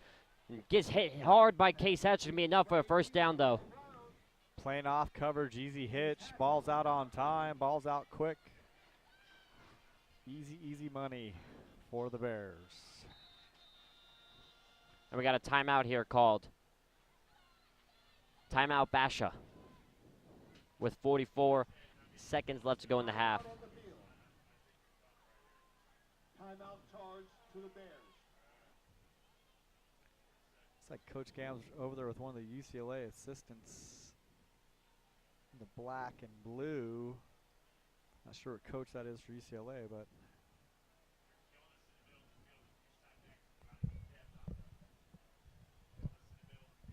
So as you mentioned, the Todd Graham copter there, as we take a look at the shot you said, talking to possibly a UCLA assistant. yeah, it's one of their younger assistants. I'm not sure what his name is. I know I've seen him before. He's wearing UCLA polo. He got the black and the blue.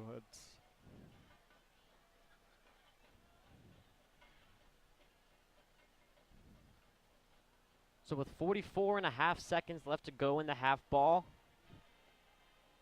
inside Perry territory. Basha within striking distance. Kelly gets the snap. A 3-step drop. He's looking to throw deep. Now he's going to have to rethink things, and now he's going to run. Case Hatch trying to get to him on the outside. Kelly breaks his tackle and is going to scamper out of bounds here. And we got a late flag, 2 late flags thrown here. Taking out Mr. Ames down there. Principal here at Perry High School. Mr. Ames getting drilled on the sideline. Can't hold his ground. Loses his hat and everything. Getting consoled down there by his fellow assistant principals. He's going to act like that one never happened. He's going to be living this one down for the rest of the year, no doubt. See if he gets over to the trainer's table here in a minute.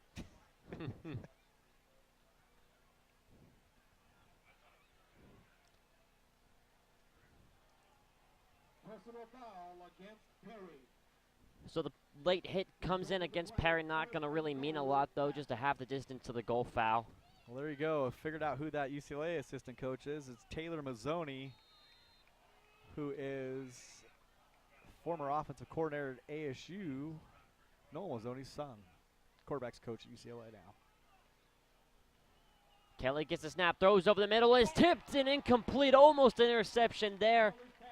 Good play there from the Perry defense. Yeah, dropped interception, more like it. Ball should have been caught. That's the play you need in a big game like this. Stops this drive dead cold in its tracks. You get the ball going at halftime, only down by 14. It could be a huge, huge swing of momentum. Can't give this quarterback another chance. So 2nd and goal after the dropped interception, as you put it. Kelly is going to give to Bloomquist. Bloomquist with some room to run. Bloomquist dives in. Touchdown, Basha. Got to make the big plays in rivalry games when you get a chance, and that wasn't done, and so Basha runs it in easily on the next play.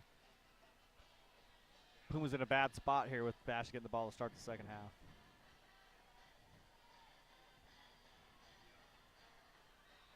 Basha moving the ball down the field with ease. About a 75-yard drive here, capped off with a Bloomquist scamper into the end zone. Lenz coming on for the point after. Good snap, good hold. Kick is up, kick is good. 35-14, another 21-point lead.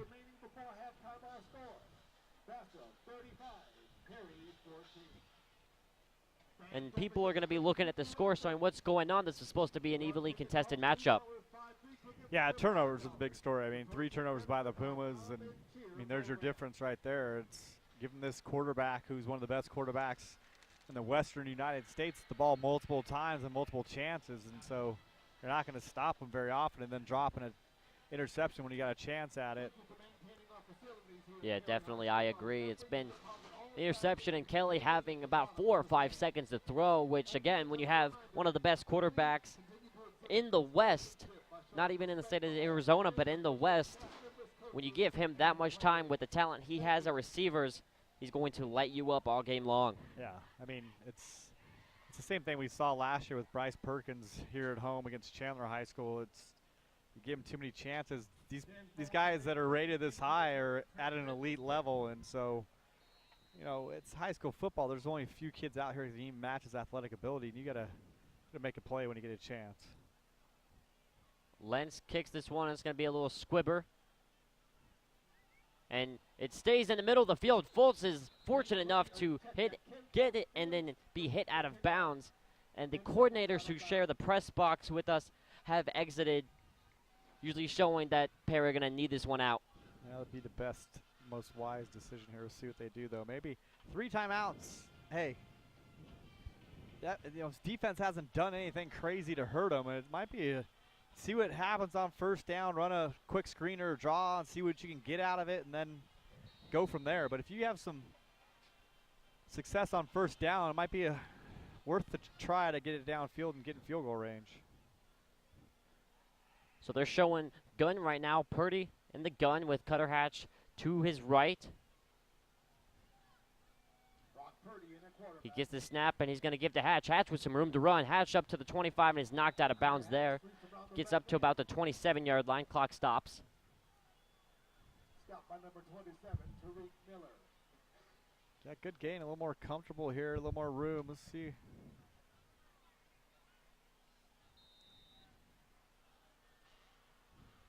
Pumas running again here, or trying to throw something safe? They're going to give to Hatch again. Hatch gets a block. Hatch gets out past the 35 and is going to be hit out of bounds. First down, Perry. Yeah, Basha's not careful. The defense are playing way back off. A couple more runs here. He could be close to field goal range or a shot to throw one up for a Hail Mary, but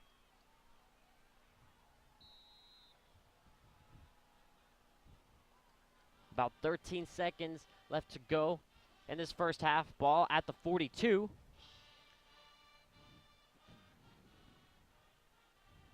Purdy gets the snap. They're going to throw it. And they're going to go over the middle, and it is caught, and he's down there. And we have a late flag thrown here behind the play near the quarterback, and we'll see what this one will be called on. It's either late hit or hold. Looks like it's going to be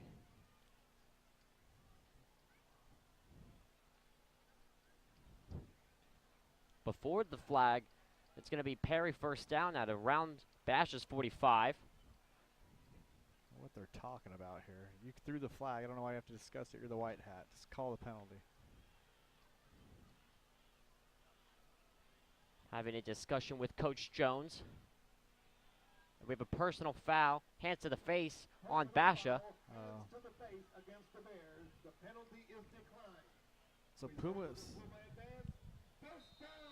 8 seconds, and we're going to have a timeout, Perry. Yeah, Pumas got time here.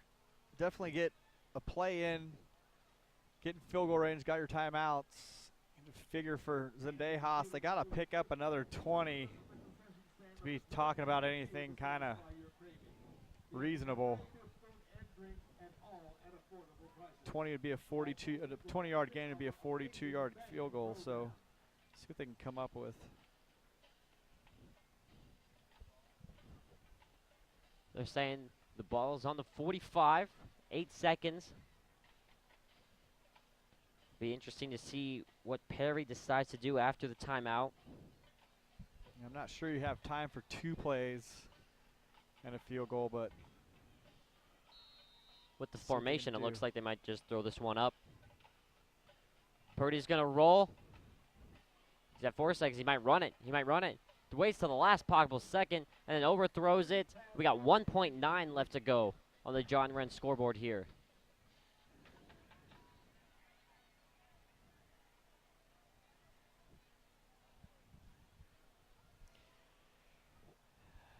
So with 2 seconds left to go, you just throwing this one up?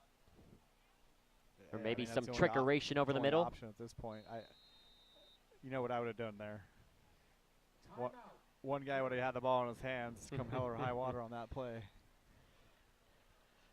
They're playing soft coverage. You probably could have gotten them the ball quick. Pick up 15 of it pretty easy, I'm sure, and try to run your field goal team out there for a long field goal. I'm not sure what Zendejas' range is, but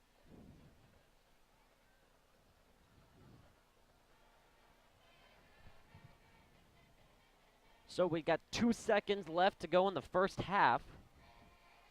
Ball on Basha's 45. And we'll see what play Perry draws up here.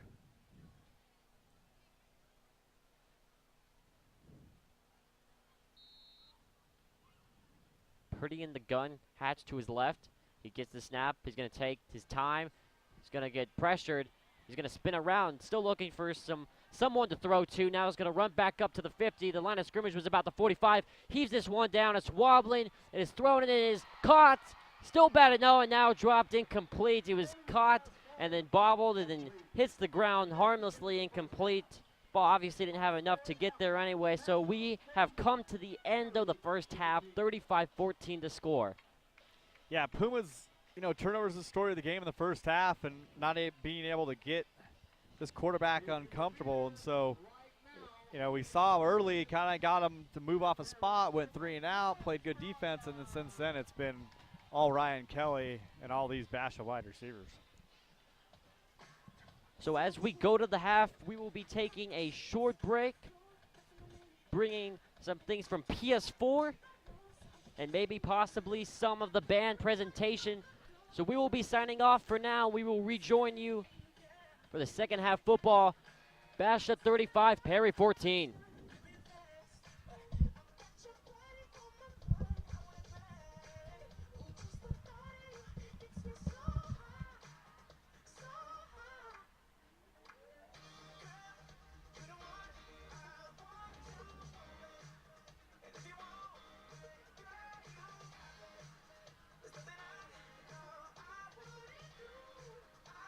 I'm Colton Evertson, senior, 61 and defensive end.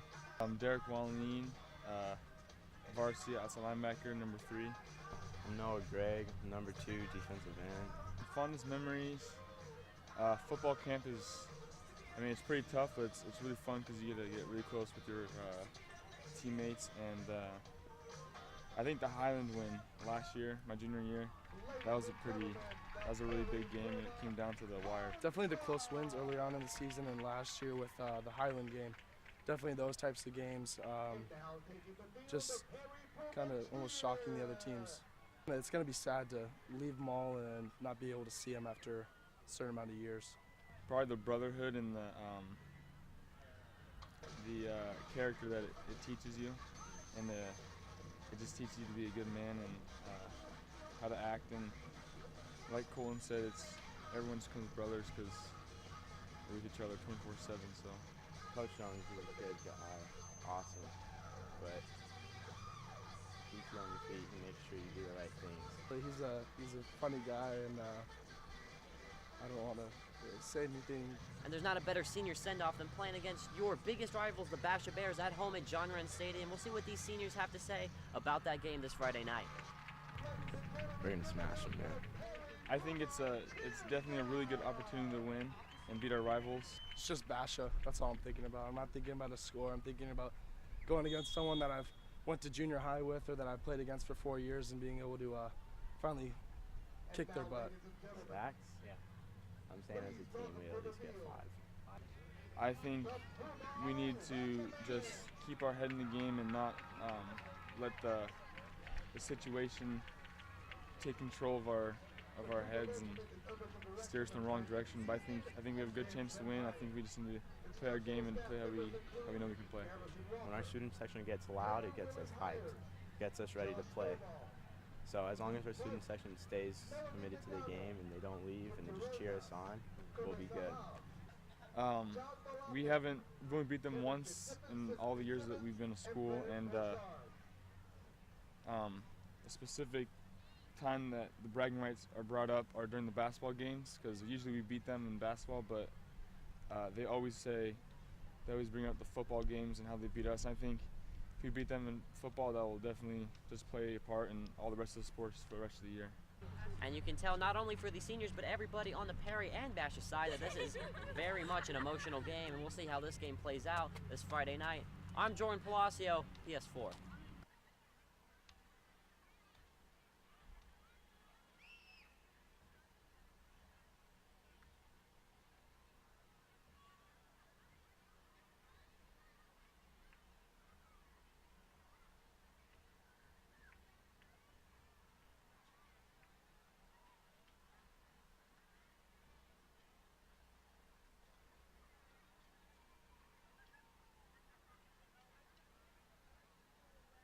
For tonight's entertainment, the Puma Regiment will be performing their 2015 field show, Film Noir.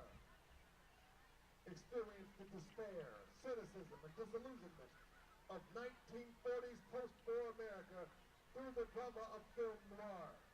These themes dominated the movie screens as America was facing some of the toughest times in our history. The Puma Regiment takes to the field to capture the dark urban nightlife and criminal undertones that define this key period.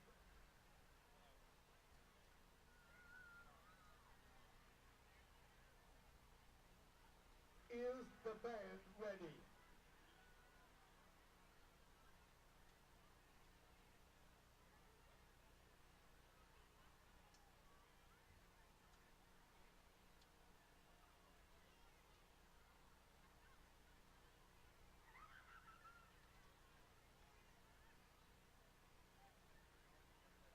Drum majors Connor Maxwell and Savannah Bowers, you may take the field in performance.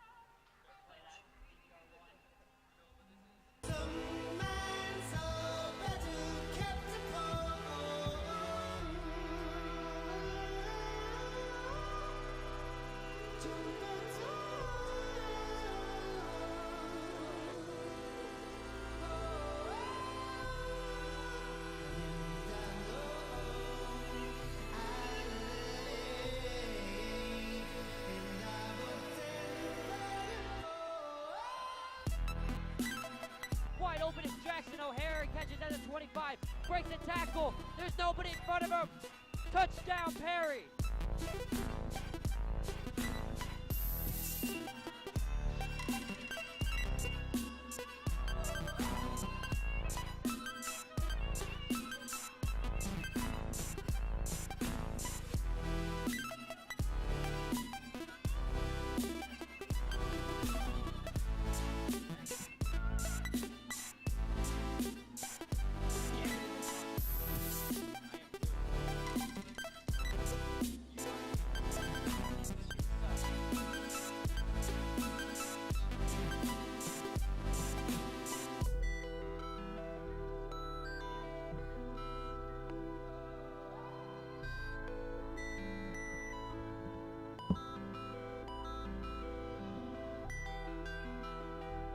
Can we even do spring? Is there teams for the spring?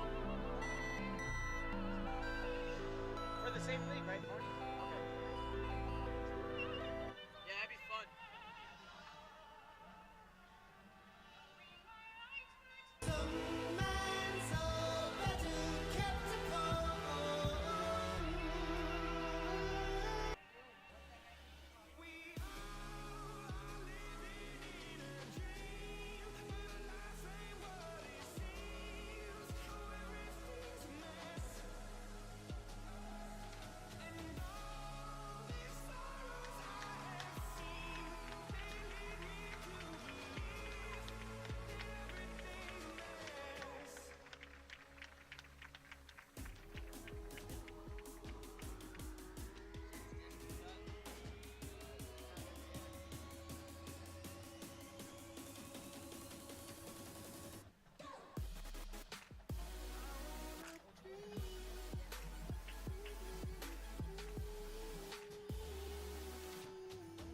We're gonna give to Cutter Hatch. Hatch is in. Touchdown, Perry.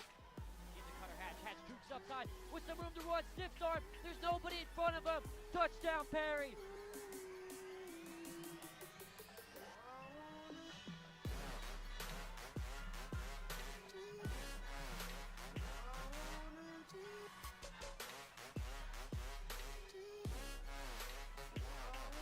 You need to ride home, Jordan?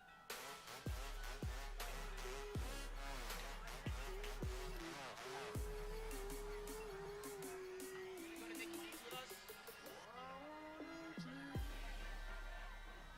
Huh? Yeah, I'll take it. You live right by me. And Michael. All right.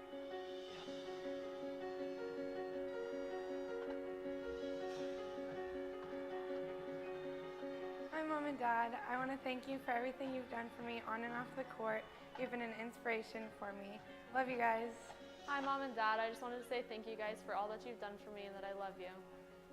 Hi, Mom and Dad. I just want to say thank you for always being there every step of the way. I love you guys.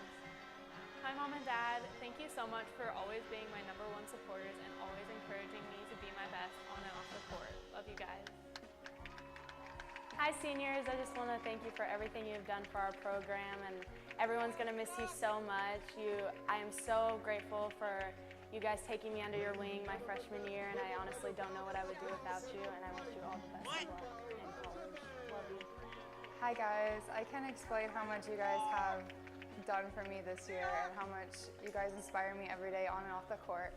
I love you guys more than anything, and I don't want to say bye, but I have to. And TK, good luck in college. I love you more than anything. Mila, you're the best thing. Like, I seriously don't know what to say.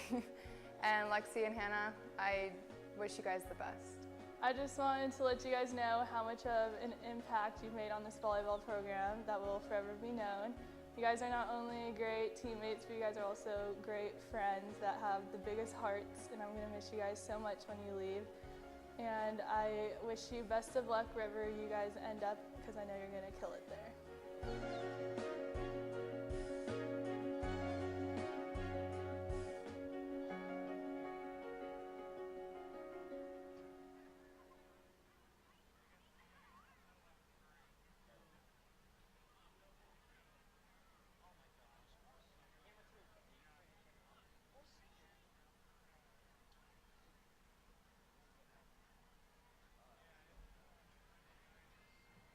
Ladies and gentlemen, we have one more group of seniors to recognize this evening. We got to recognize the senior band of the players. Puma Regiment. Our first senior, Alicia Alvarado, escorted by Lori and Robert. Next, Cheyenne Ashbaugh, escorted by Regina and Lewis. The next senior, Caroline Earnhardt, escorted by Cynthia and Ted.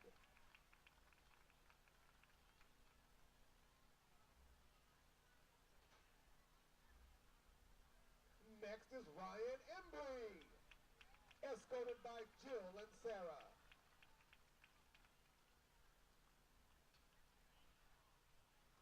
The next senior is Hannah Estes, escorted by Diana and Eric.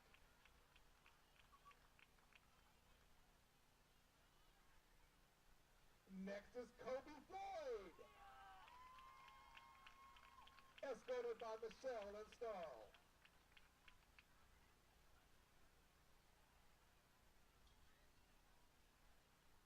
Claire Fry, escorted by Lori and Calvin.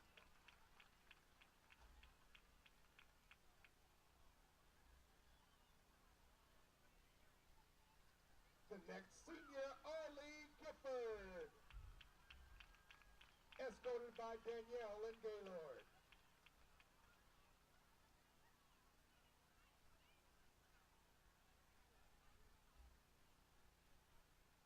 Victoria Gilbert, escorted by Kimberly and Brandon.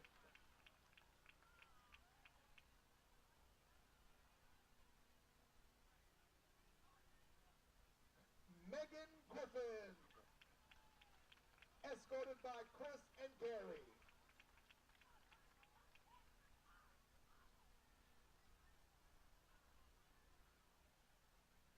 The next senior, Caitlin Hines, escorted by Carla and Timothy.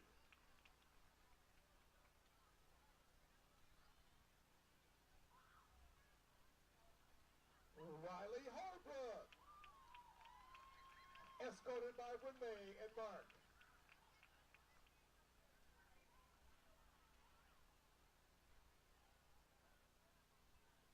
Kira Jennings, escorted by Deborah and Sean.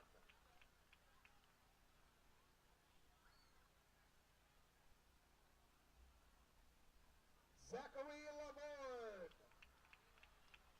escorted by Denise and Dave.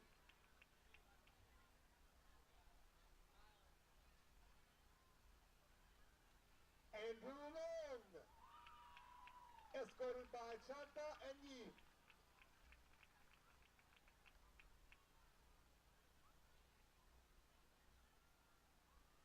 Nicholas Maddox, escorted by Deborah and Philip. The next senior, Connor Maxwell, escorted by Patricia and Graham.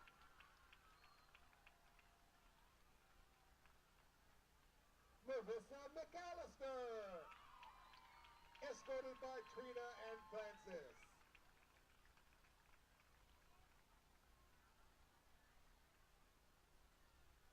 The next senior, J.C. Ortner, escorted by Jim.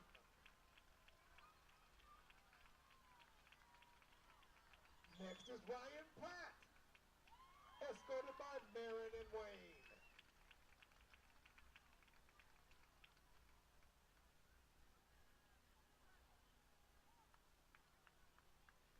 The next senior is Taylor Ryan,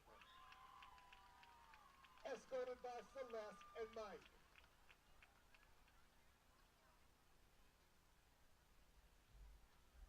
Caitlin Ritchie, escorted by Darla and Jonathan. Did you go check out the helicopter?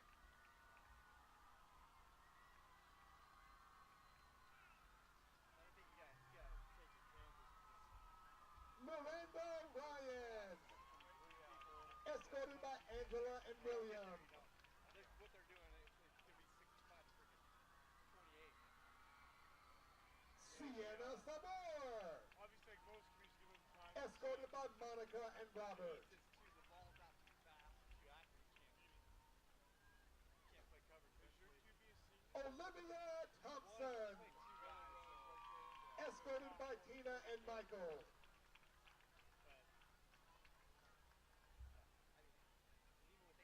Next is Jacob Weiss. Escorted by Kismet and Mark.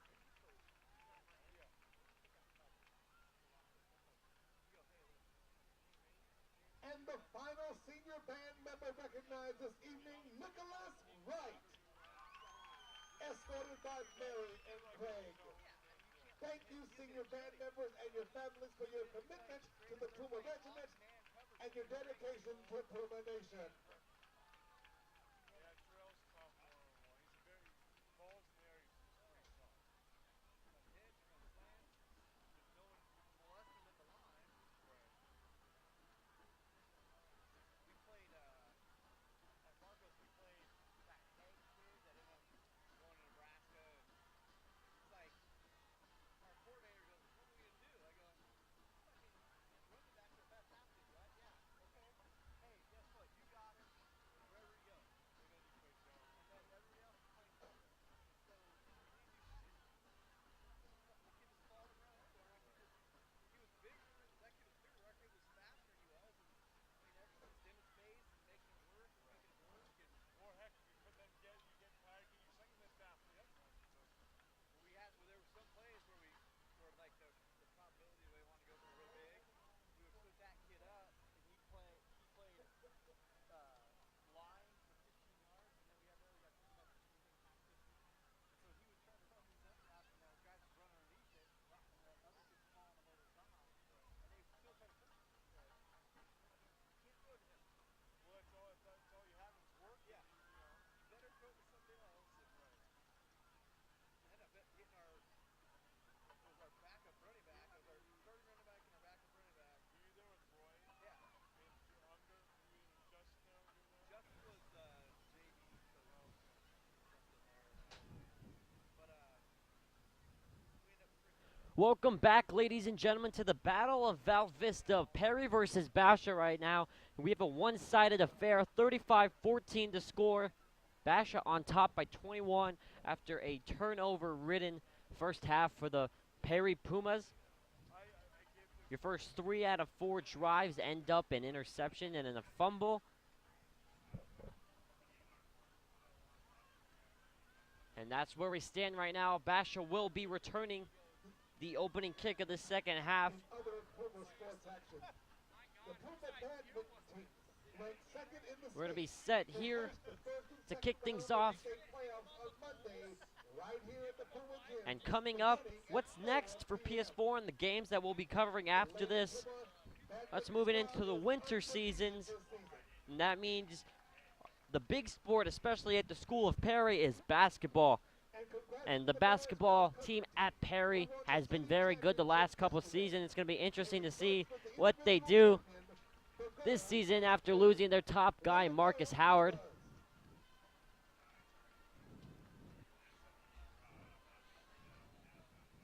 Our girls volleyball team is having a stellar season and is currently ranked 6th in the state.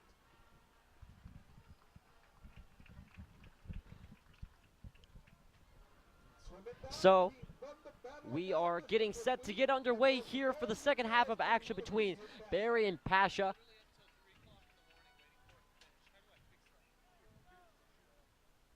Zendejas on to kick for the Pumas. Kick for the Bears, number 12. Rashawn Clifton and number 2, MJ Harris.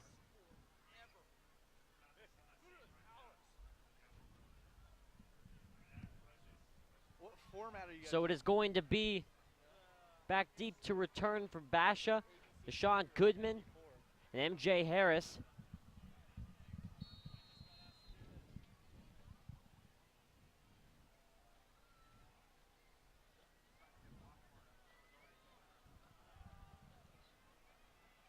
Zendejas approaches, And we are underway. It's a little squibbler. It's hit up at the line and then immediately knocked down. It's going to be ball at around the 45 for Basha. Yeah, Puma's taking the risk there, worth the field position, see if they can get a lucky turnover on hitting a defender as he's not paying attention, but Basha going to start with great field positions, begin the second half. Which is exactly, if you're Perry, not what you wanted to see happen. Let's see what adjustments they made at half, if they're going to do anything different with this quarterback and coverage-wise as well. Kelly gets the snap, a little two-step drop, throws deep over the left side, into double coverage is incomplete, going for a Hunter Gibson. So Basha, rather, taking a shot here to start out the third quarter. Good defense by the Pumas, had it covered from over the top, and the defender running with the receiver down the field.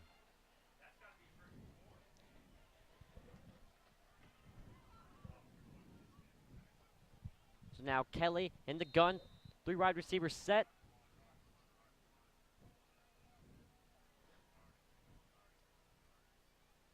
Bloomquist to Kelly's left. And he's going to have to scramble here. He's looking to throw, and he does. Over the middle, it's caught for a first down, Basha. That's still fine. They did their job, made him move off the spot, make him throw on the run. I would much rather have that than what we've seen earlier in the first half, and so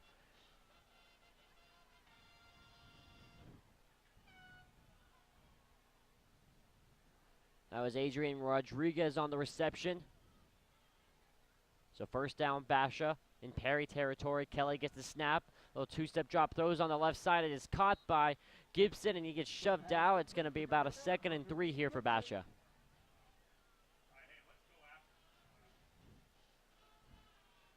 And that's what we've seen a lot of Basha tonight. Just those little two-step drops, those quick hits, and it's resulted in constant yards here.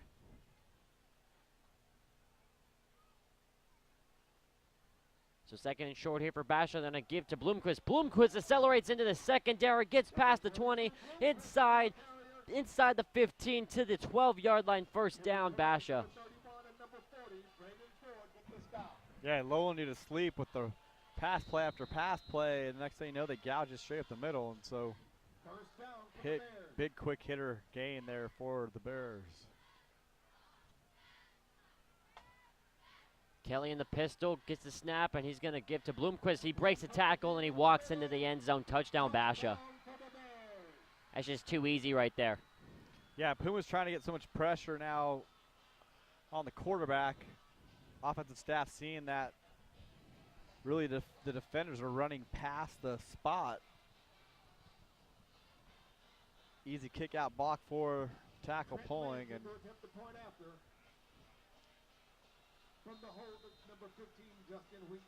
Basha scores in 1 minute and 3 seconds to start the second half. Lenz on for the point after. It is up. It is sent through the upright. 42-14 the score is. This is turned into a whooping here at John Wren Stadium.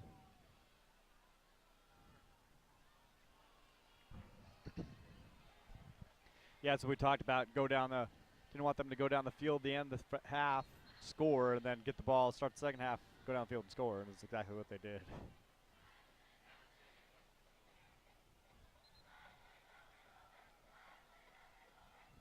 And now the Basha side, the Basha student section getting the last laugh chanting the I Believe We Will Win, originated by the World Cup soccer team.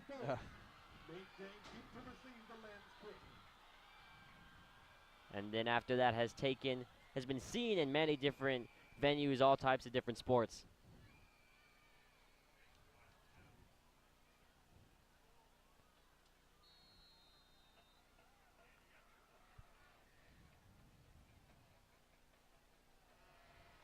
So it is James and Fultz back deep.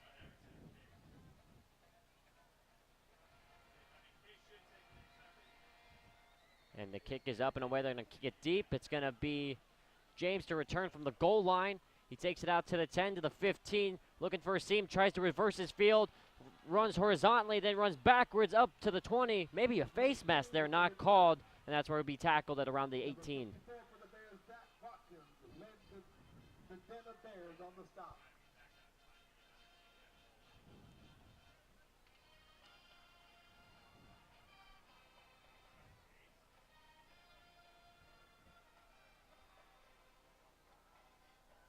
So we will see what Perry can draw up here, what they saw on the defense, what kind of adjustments they can make.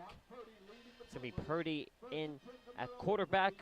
Hatch is going to be his compadre in the shotgun to his right.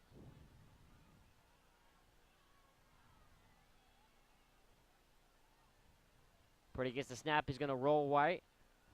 Throws right, and it is caught. And he's going to get pushed out of bounds at around the 24-yard line. And it is Vossler on the reception for Perry.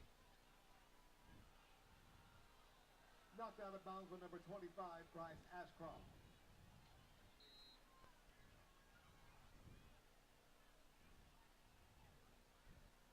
So Purdy in an empty set, rolls left, passes on Vossler, throws over the left side, over everybody's head. That falls incomplete. Incomplete, intended for number 30 for the Pumas, Jonah Gossett. Bringing up a third down for Perry.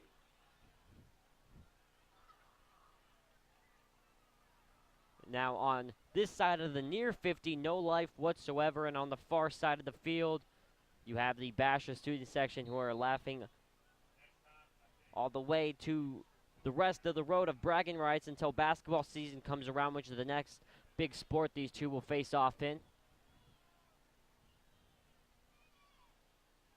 As Purdy's going to roll left, he's going to think about throwing, then decides to tuck away, reverses field, spins around, still looking for something. Breaks the tackle, looking to throw again, throws over the middle, is incomplete as he threw over the sideline. Nothing really doing right there, him trying to create too much possibly. At number 30, Jonah Gossett, sails incomplete, bringing up a fourth down for the Pumas. After the quick batch to score, Perry goes subsequently 3 and out.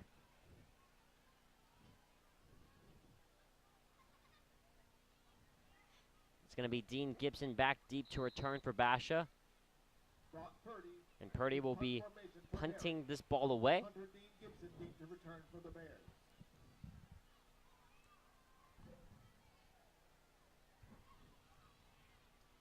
Now we're going to have a little switch up. Purdy's going to come up, and he's going to be in the gun. He's going to look to throw, still look to throw. A little surprise, go for it, throws over the middle in the double coverage, and it is caught. There you go, there's some offense for you.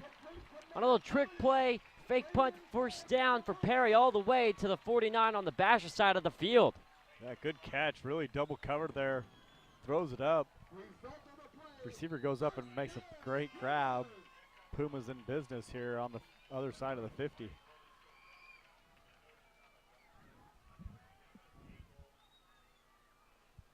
Purdy again goes back into the gun. 4 wide set. Fultz in motion. We have a fumbled snap. Purdy trying to make something out of nothing, and he falls on his own feet, so it's going to knock him back to the Perry 40.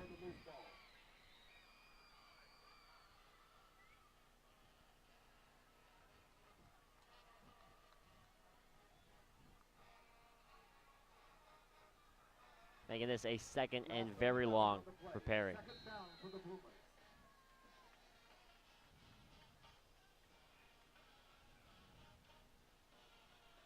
Purdy in the gun, gets the snap.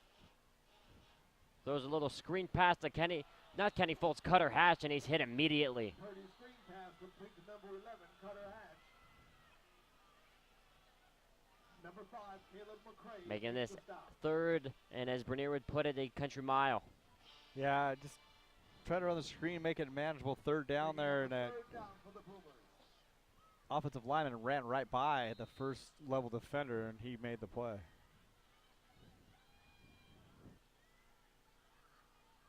Third and 22. They're going to give to Fultz on a little draw. Let Fultz try and create something. He's going to get some good yardage. Gets about half of it. It's going to be about 3rd and 10 here for Perry. 24, Ken Fultz, the ball carrier. Stopped by the interior of the Bear defense. bringing up a 4th down for Perry. Perry offense staying out on the field in this 4th and long. Looks like they're going to go for it again. Purdy looking to throw deep.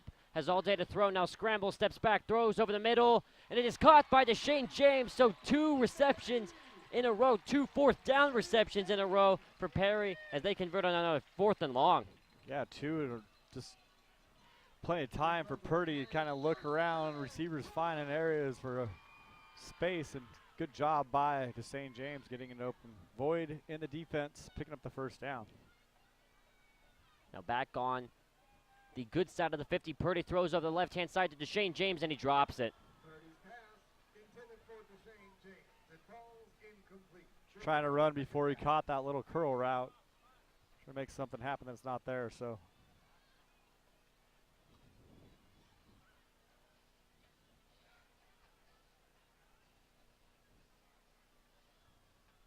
And that stops the Puma momentum for the time being as we have a 2nd and 10. Purdy gets the snap. He looks to throw, pumps.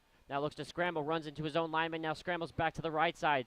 Now steps up, breaks an arm tackle, looking to run, and he's going to tuck it away, and he's going to run. Purdy breaking another tackle inside the 20. Brock Purdy with the 1st down, creating something out of nothing there.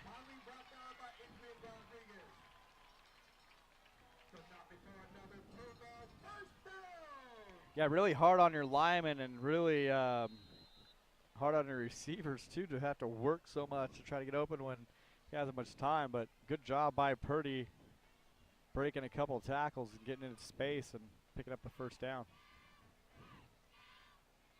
Hatch in motion, and that's where they're going to go. They're going to give to Hatch. Hatch has to break a tackle, and we can't. And we're going to have a face mask, it looks like, here called on the Basha Bears.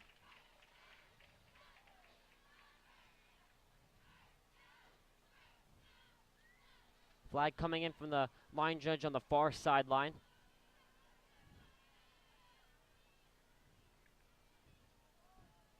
They're still talking it over.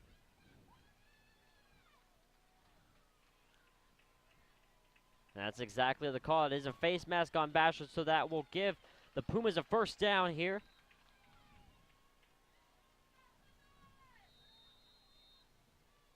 And we're going to have a timeout, Basha. Basha defense not playing terrible on this drive, but Pumas is able to convert a couple 4th downs. And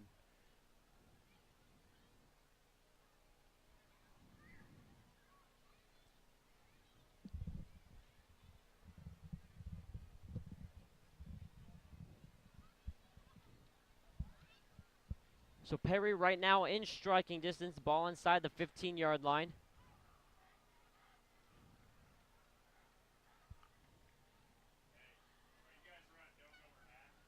42-14 is the score.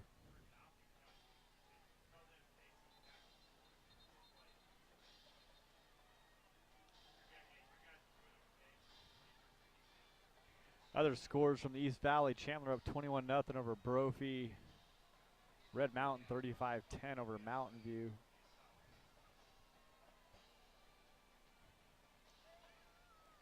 Marcos Niza, Corona 14-7 Marcos with 6 minutes to play. How come our game isn't going that fast? We're not even close to that. It's going to be a long night here. Purdy in the pistol, and he's going to keep himself. He's going to look to throw. He's going to scramble now again. Tells his receiver to get to the right. And he's going to step out of bounds. They're going to lose a couple here. And it looks like we have an injured Basha player now. He's going to get up. He's all right. Loss of a couple here for Purdy.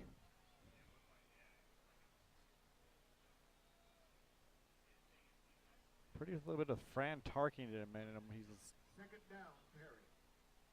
Dives around, jumps around, spins.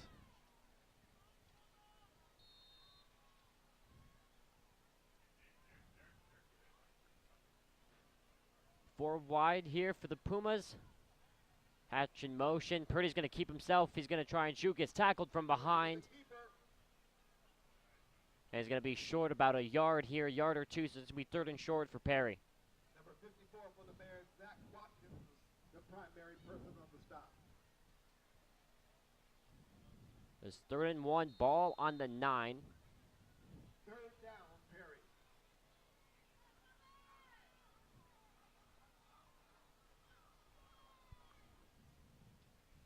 Purdy in an empty backfield. Sends Hatch in motion. He's going to roll to the left. He's going to pump, and he's going to tuck it away and run. Runs into his own lineman. He's going to get the first down. It's going to be a 1st and goal, Perry.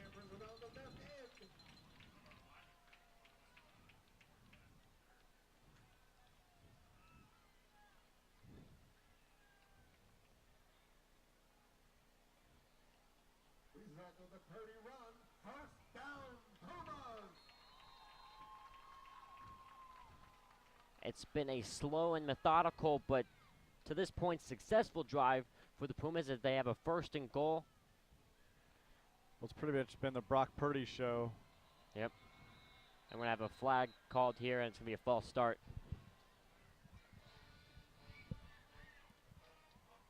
False start against Perry. Repeat, first down.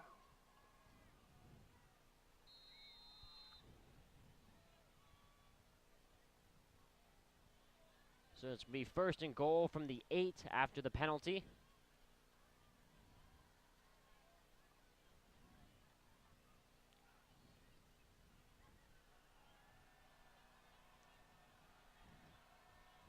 Purdy in the gun, gets the snap. He's going to look to throw, throws. We have a flag thrown. It's going to be some type of pass interference. We're going to see on who. Out of the end zone is incomplete. Penalty flag on the field. Possible holding on the defense, looks going to look like.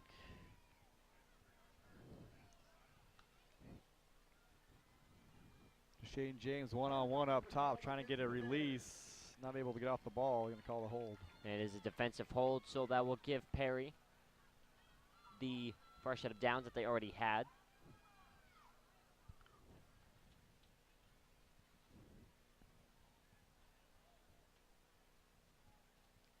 So put them up at the 4-yard line, half the distance to the goal. And we still have a 1st and goal from the 4-yard line. And this is the play they're trying to run earlier. And they're going to give to Hatch. Hatch, direct snap. Nothing doing on that play. Snuffed out from the start, 2nd and goal.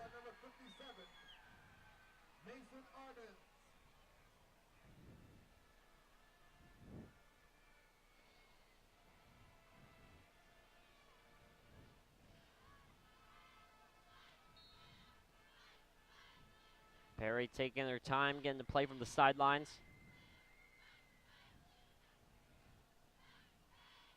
Purdy in the gun, Hatch to his right. And we're going to have a flag thrown here.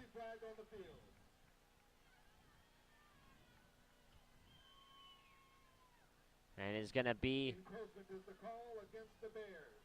encroachment that will give the Pumas a little bit less room to work with. It's going to knock them up to about the 3-yard line.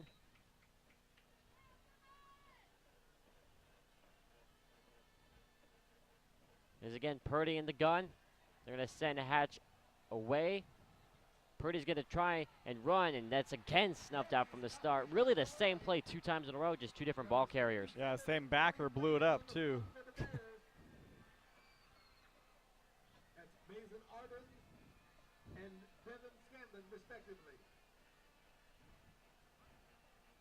So now 3rd and goal from about the 6-yard line, exactly where they were before the offside. Purdy looks, he's going to throw, and it is through the hands of Shane James again. Going to bring up 4th and goal. That's the 2nd drop pass by James on this drive. And a drop touchdown, not the first drop touchdown tonight. A little behind him there, not a very good throw. Ball was not put on his numbers. Quick slant behind, and Puma's going to kick a field goal. And the kick team coming out here.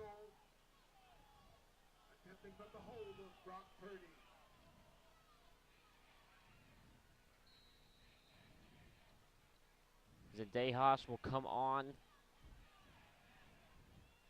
for the chip shot here. The kick is up. And the kick is no good. They're saying he missed it.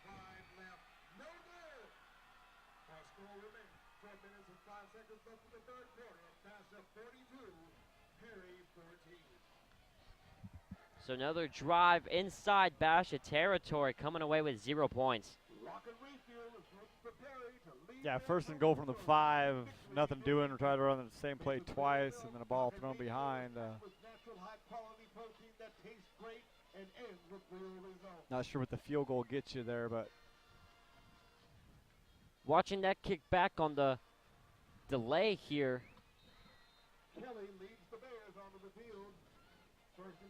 I don't know about that call from the referees. It looked good off the delay as we saw it here on the computer in the box as Kelly throws out on the flat, incomplete.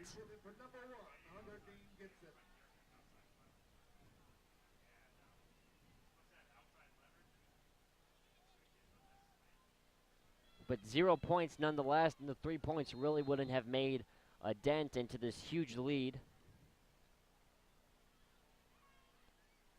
As Kelly gets the snap, he's going to look to throw, throws deep over the left side. They're saying he caught it. Yes, they are. They're saying Dean Gibson caught it. First down, Basha.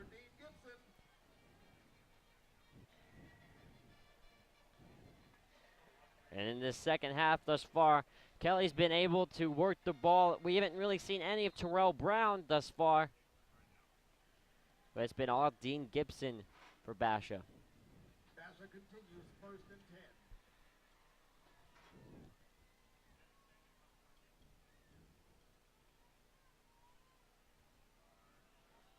They're going to run straight up the gut. There's Goodman on the carry. Number 12, Deshaun Goodman, the ball carrier. That's going to bring up about 2nd and 6 here. For the Pumas.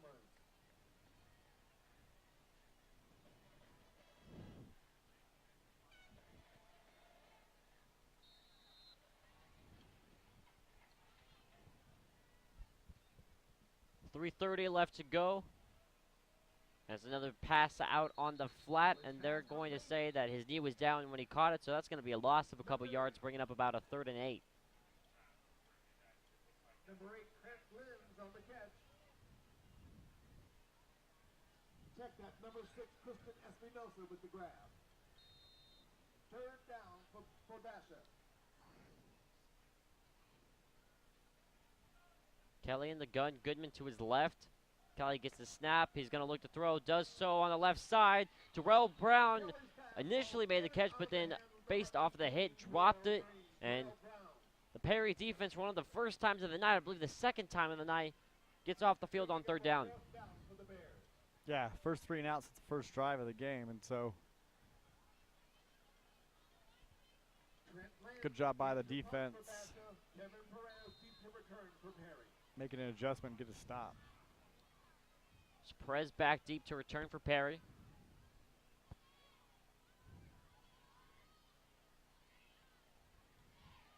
Basha getting another player onto the field late. Kind of important one. The up back kind of calls the snap. High snap is recovered. The punt is safely off and away. Perez calling a fair catch, and it is there. Catch is made at around the 32, and that's where Perry will take over. The Pumas will take over 1st and 10 from their own 31-yard line. So you mentioned this score earlier, Brian, the Corona del Sol and Marcos Deniza game, the first time it's happened in a long time. Yeah, first time they played since 2006, and so there were some issues there with student sections kind of going at it a little bit, and there's actually some issues there with some of the student section attire choices by Marcos. Actually made national news today on some of the more conservative news programs about how the school is stifling free speech and patriotism and some other things. So interesting scenario over there. Got schools that are separated just by a couple of miles, but really separated by a lot more than that economically and socially, and so that rivalry is pretty heated over there. So I guess there's going to be probably extra security from the Tempe Police Department out there tonight after that game You ends. definitely hope so, yeah.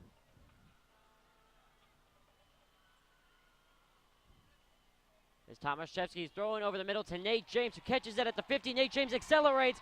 We could have a big play from Nate James. James to the 10, to the 5. He is in. Touchdown, Perry. Nate James on a huge touchdown pass from Gabe Tomaszewski on his senior night. Perry get on the board here in the second half, and Brian Vernier is going to be pointing his finger telling you, I told you so. It's only the second time he's touched the ball tonight, and you can see what happens when he touches the ball, so it's inexplicably that they don't get the ball to him, so that's why you get the ball to him.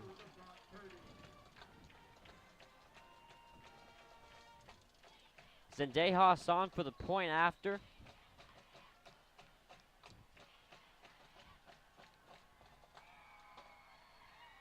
Clean snap, clean kick.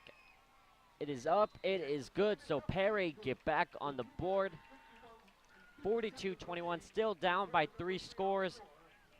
Yeah, it's down by 3 scores. There's still a ton of time left in this game. I mean, we're not even into the 4th quarter yet. And so, yeah, if the Pumas could have capitalized on that last time down, you're kind of within something that's reasonable. So, the 60-yard touchdown catch by Nate James. Again, the second time he's gotten the ball tonight. And one was for a big first down. That was for a 60-yard gain. So, we talked about that Marcos Corona score. The game, it's 15-14 late. Corona scored to go ahead and got a 2-point conversion to take the lead. So, oh, check that. Marcos came back and scored a touchdown on the first play after that for 61-yard TD. Well, there you take go. The lead.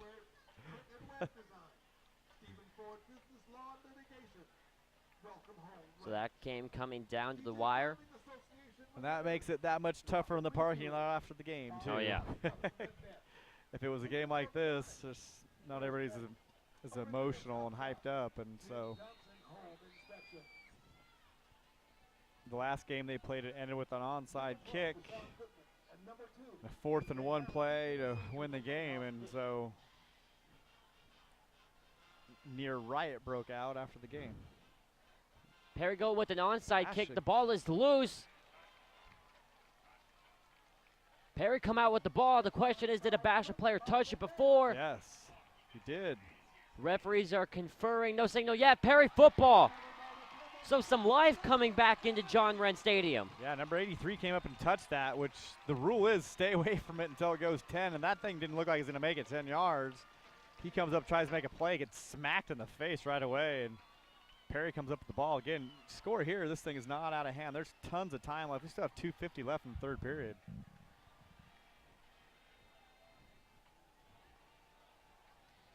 Perry with momentum right now. Tomaszewski in there, quarterback, leading a number 10-less Perry offense. Yeah.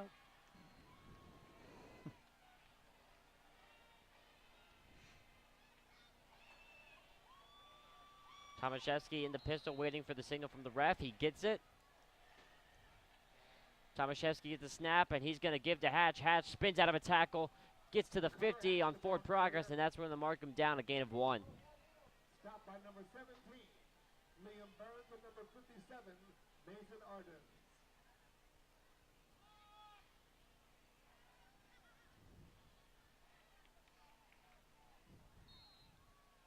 So ball at midfield. Tomaszewski by his lonesome. Hatch in motion. Tomaszewski's going to keep, throws over the middle, and it's dropped again.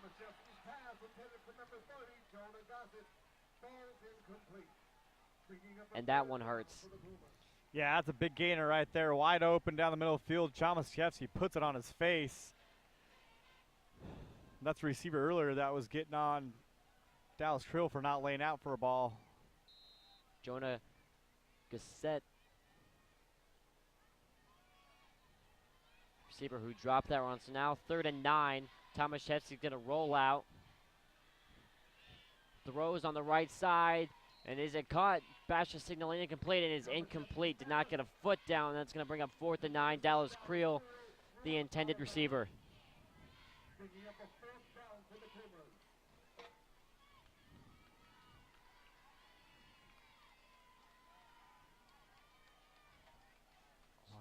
Perry going to bring on the punt squad here. We saw one punt, at least one punt formation turned into a regular play that was converted on a 4th down. Purdy is the punter for the Pumas, so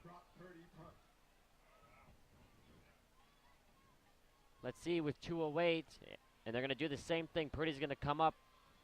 Hopefully we don't get a Indianapolis Colts tribute here. Only Basha's 3 not- offensive linemen. Basha's not lined up to this right, so Brock Purdy was the one who burned the timeout, so timeout Perry. coach has called it on the sideline. We're going to bring the regular offense back out on the field here, or the regular punt team. The Pumas would also like to thank the following sponsors: Central Christian Church, Moon Photography. So with 2:09 down by 21, I'm assuming you say you have to go for it here. Depends on how much confidence you have in your defense, really. I mean,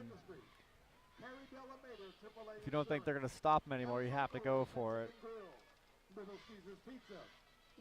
But there's still a lot of possessions left in this game, but you still have to get stops on defense. But not taking advantage of the onside kick there, you think that they would have taken a shot. But again, the drop pass would have been at least a 30-yard gain. And So Dean Gibson, the punt returner for Basha, is heading back deep, and it's going to be Tomaszewski, so it's going to be the offense for Perry that comes out. So 2:08 left to go in the third quarter. Tomaszewski in the gun. Now we're going to have a whistle coming from the Basha sideline, and they're going to burn a timeout of their own. Fans, thank you for maintaining our facilities here at Perry High School by remembering to deposit all trash into the containers. Perry trying to mount something back on Basha here. Another reminder, They score a touchdown, then get the ensuing onside kick. for all fans, officials, And that brings us to here, a 4th and 9 from the 50-yard line.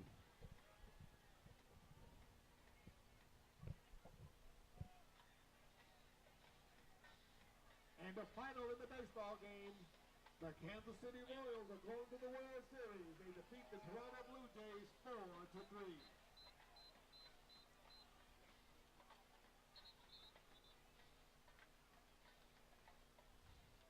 And Tomaszewski comes back out, so Perry sticking to their guns.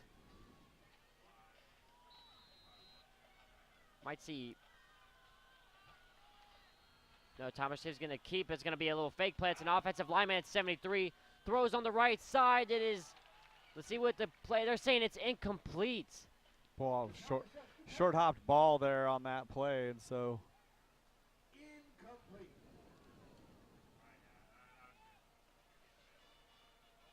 Perry turnover on downs, and now you need to stop from your defense to salvage anything of this comeback. Number 13. you need a turnover if anything. So see if Bash is going to try to run this ball. Take over with the exchange of possession. First down in midfield.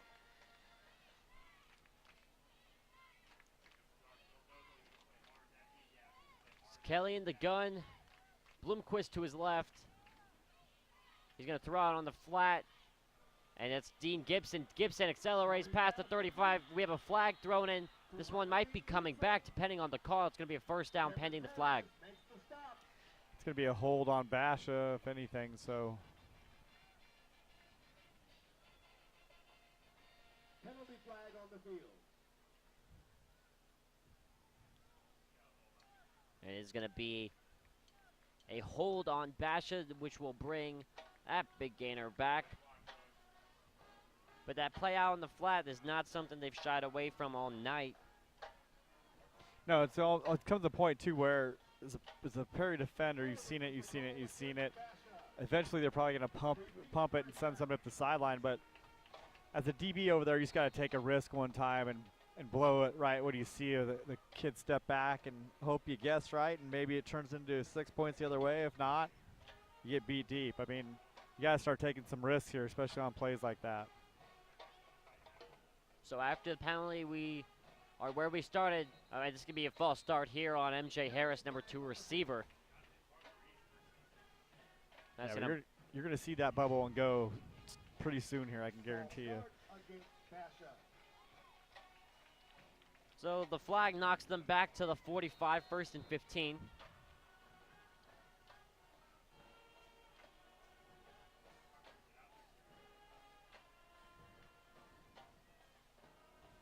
Kelly looks, throws over the middle. It's batted up in the air, and Case Hatchie drops the interception. Pass tipped by number 4, Case Hatch, and it falls incomplete. It's been the drops tonight that have killed Perry. Second chance they had at a Kelly pick, and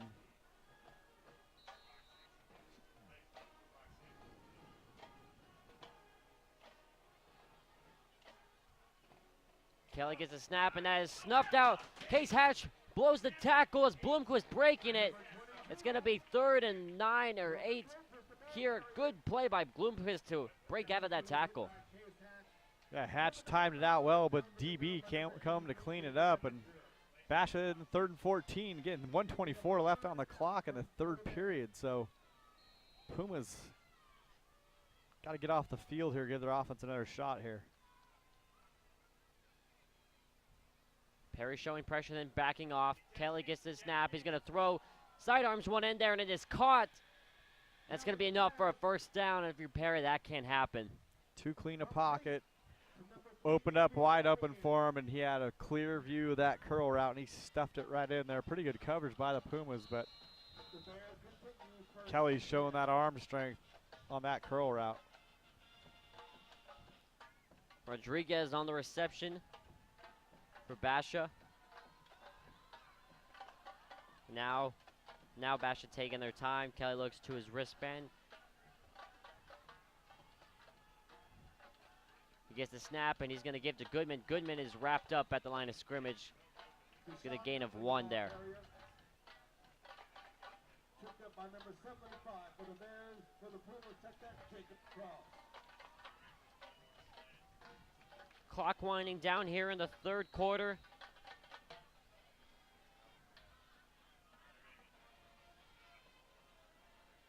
And Basha going to walk off the field, so that is going to end our 3rd quarter as we head into the 4th. 42-21 to score here in this Val Vista rivalry. And you can't say Perry have had their chances. Perry have had their chances. Yeah, I mean, a couple chances, opportunities that were missed, and again, in a game here where, you know, playing against a quarterback of this level, gotta make plays and gotta make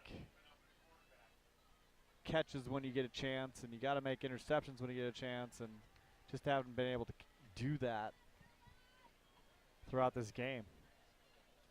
Remember, fans, if you're feeling hungry or thirsty, be sure to visit the concession stand at the north end of the field to satisfy your craving. They have a variety of food and drinks, all at affordable prices. All proceeds will benefit our amazing band program.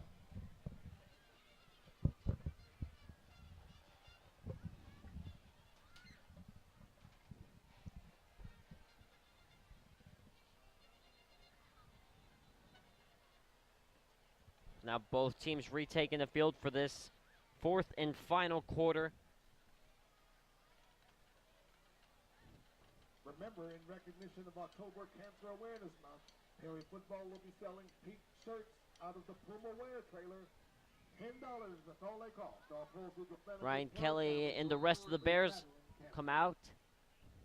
And we're getting set to start this 4th quarter. Kelly in the gun. Gets the snap, fakes, he's going to throw on the flat. Dean Gibson with the catch, breaks the tackle, gets to the 35, and that's where he'll be brought down. It's going to be 3rd down and about 6 here. I'm going to have a whistle. Got a helmet that popped off. Good job by the Puma defense rallying to the ball. Little broken tackle there on the bubble, and Puma's flying to get to the ball.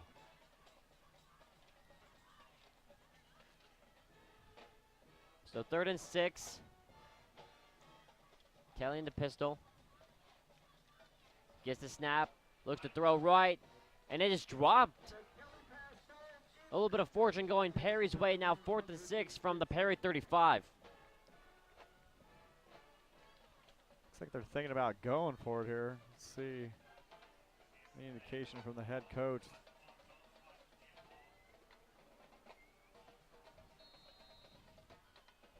It is Kelly. Kelly staying onto the field.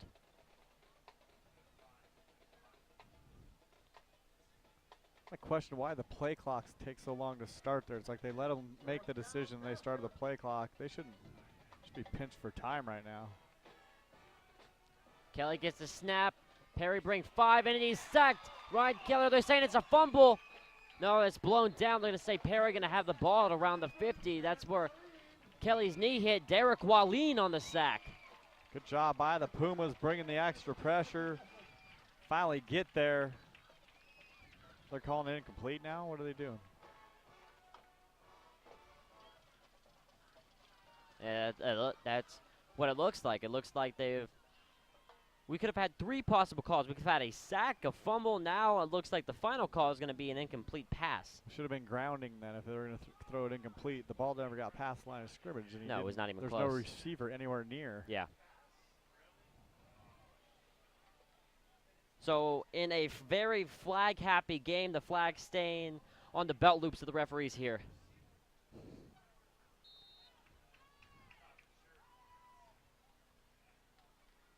Purdy comes out to lead these Pumas down by 21, trying to stage some type of comeback.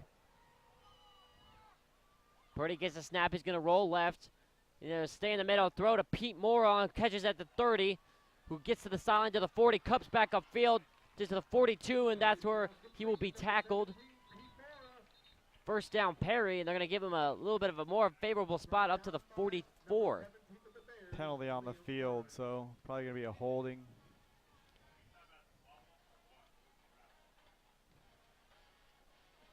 And yep, this one is coming back.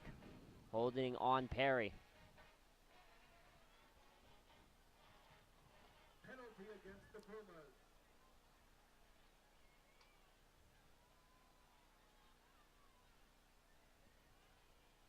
Knocking the Pumas all the way back to the 28-yard line. Making this a 1st and 17. Purdy rolls left. Now he's going to run. Juke up to the far hash, stays on his feet. Purdy's still going, and he's knocked down. It's going to be a first down. Perry on the run from Purdy.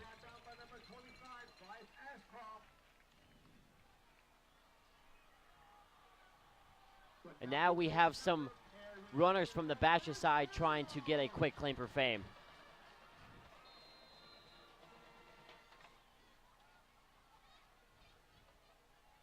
We're going to brush that off like that never happened. Fultz drops back into the pistol. And that's where they're going to go. Kenny Fultz gets hit. Forward progress takes him up to the 49. We're going to have a flag thrown late. Looks like there's going to be a late hit on Basha possibly. I'm not sure what that would be for, but it looks like by the reaction, yeah, they're going to call unsportsmanlike conduct of some sort. So we have those guys running across the field. In this day and age of social media and everything else, the odds of them getting away with it, I'm guessing, are slim to none. With somebody's going to rat them out.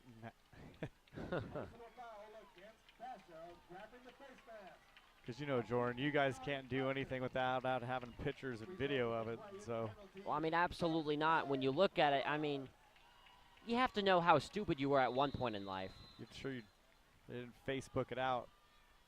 Not sure if Facebook, it's actually Foursquare as Purdy throws over the middle to Pete Moore over the outstretched hand. It falls incomplete.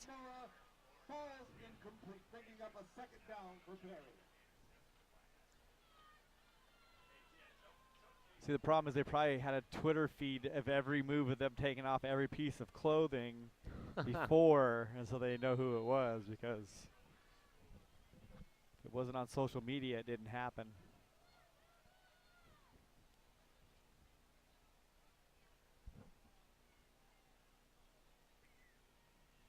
It is 2nd and 10 after that incompletion. Purdy is going to keep. He's going to juke, go backwards. Now trying to reverse his field. Spin move. Ball comes out. It looks like it goes out of bounds, thankfully, for Perry. The ball popped loose. The Pumas retain possession.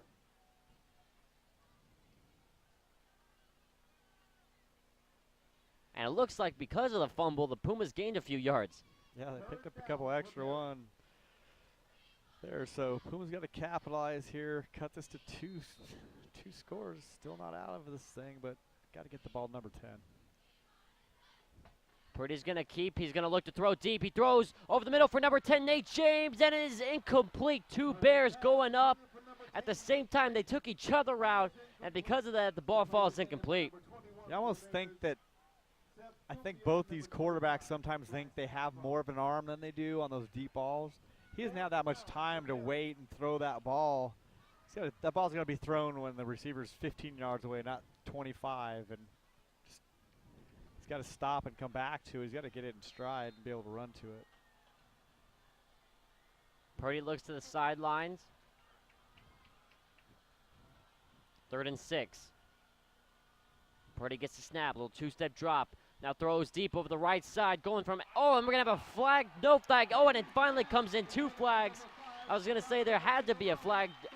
Amendola Rala tripped up from behind. It's going to be a pass interference here.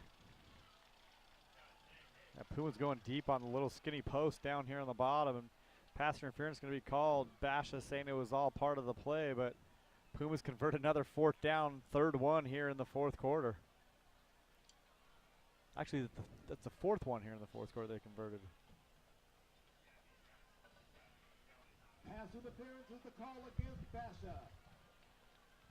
Result of the play, 1st down, Pumas! So after the penalty, it's going to be 1st down inside the 20-yard line at the 18. Purdy in the gun. Then I'll look to the sidelines for the play. And Purdy again looking to the sidelines, now relaying the info to his offensive line. He gets a snap, and he's going to keep fake the hatch throw with a flat to Doman Rala. It is complete. It's going to gain about 5 yards there. Nice little quick play there from Perry. To number 5, Dominic Amendola. Number 4 for the Bears, Caleb Lewis on the stop. 2nd down, Perry. So again, Perry trying to play fast. 9:30 left to go in the game about. Don't really have time to play conservatively. As Purdy gets the snap, and they're going to give it a little draw to Hatch. Hatch trying to get to the 10 to 5, puts his head down. We got a little pile up at the 1-yard line, and that's where it's going to be blown down. 1st and goal, Perry at the 1. Takes the ball close to the goal line. Hatch trying to run over 2 much larger defenders. Not quite successful there, but a good run. Nevertheless, Puma's going to go into jumbo formation here and try to pound this thing in. It's Cutler brothers. Case Hatch in the backfield. That's where they're going to go. Case Hatch dives in the end zone. Touchdown, Perry. Case Hatch on his senior night scores a touchdown for Perry.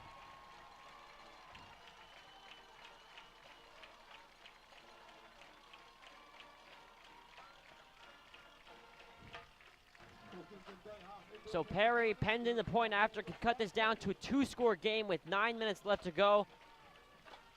You have this thing cut down to a 2-score game. You go back to when we had the ball down inside the 5-yard line, didn't get any points, end up trying to kick a field goal and missing. I mean, things happen different in a game, but this could be a 1-score game if things would have went our way down on that other end. So.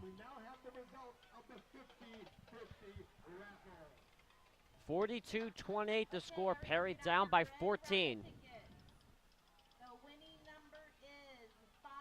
And right now, down on the field, everybody here at John Wren looking anxiously to their tickets. A 50-50 raffle winner being announced.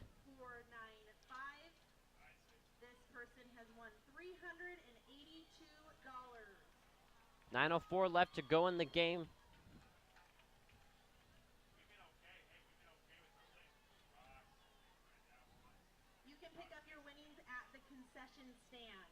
Perry needs a stop, obviously, with 9:04 left to go.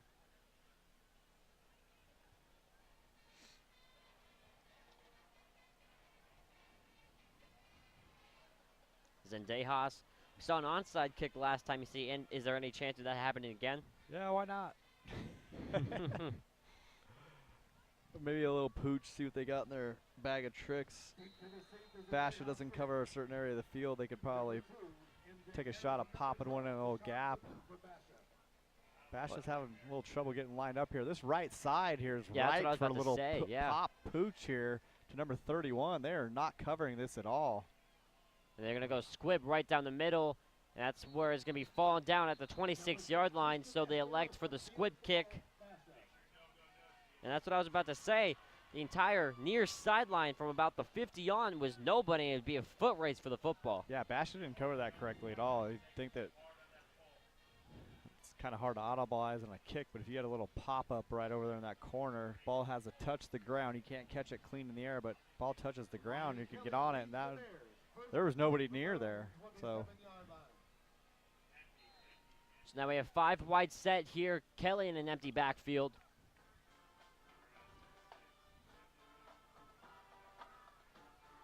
He gets the snap, looking to throw on the flat, and does. Rodriguez on the reception, spins out of one tackle, then met by a swarm of Pumas. And it's going to be about a 5-yard gain there for Rodriguez, and again, that play out on the flat. Referee's throwing another flag here. It might be a record for flags. Oh, he's pushing down on them when they're in the pile is what the call is. So this night can't go any longer. It's probably the only football game in the Valley still going right now.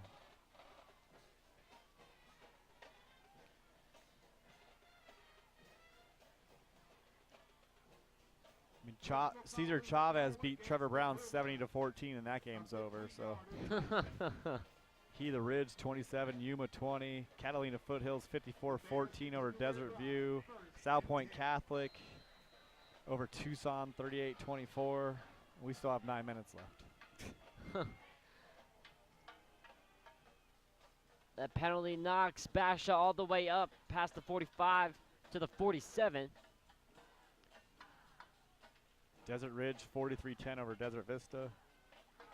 Kelly throws out on the flats. Terrell Brown, stiff arms, and Terrell Brown, I think he might be gone. Case Hatch, the only man left, and no, Terrell Brown will take it into the house. Touchdown, Basha, one-on-one coverage again. You break one tackle, see you later.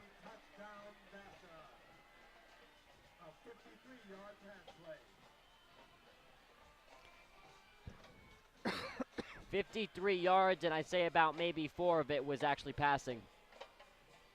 Yeah, we talked about that play over and over, and Puma's going to have to take a shot or just not really play sound defense one time to try to get lucky, and not able to do it there. So other scores, Highland 45-31, lost a Mountain Point. Lenz's kick is up and good. Sandra Day O'Connor beats Desert Mountain 37-24. Remaining in quarter number 4, our score. Basha. Valley Vista 21-20 over Millennium.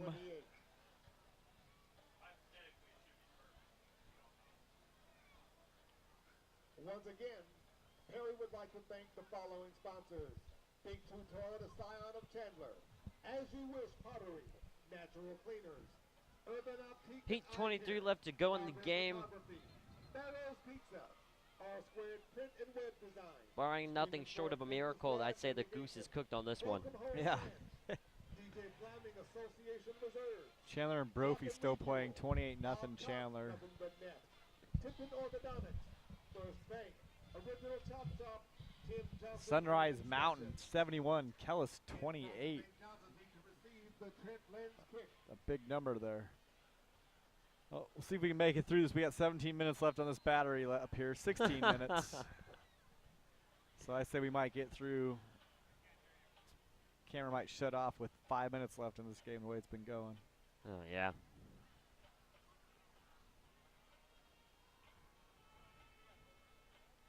Kick is a little squibbler that's going to find its way to Kenny Foltz. Getting by Kenny Foltz, miscommunication. He picks it up at the 3. Now has to create something from nothing. And he's going to be pushed out at the 10-yard line. At the 10-yard line. The Pumas take over 1st and 10 at that point.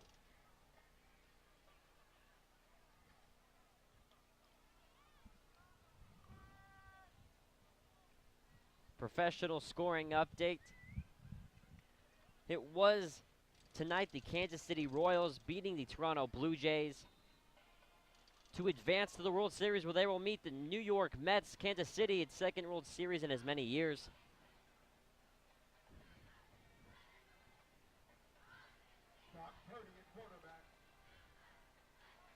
Purdy in an empty set looks to the sidelines.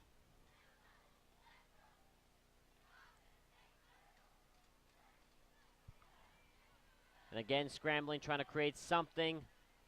He Scrampers on the sideline, then steps out at the 25. It's going to be a first down Perry.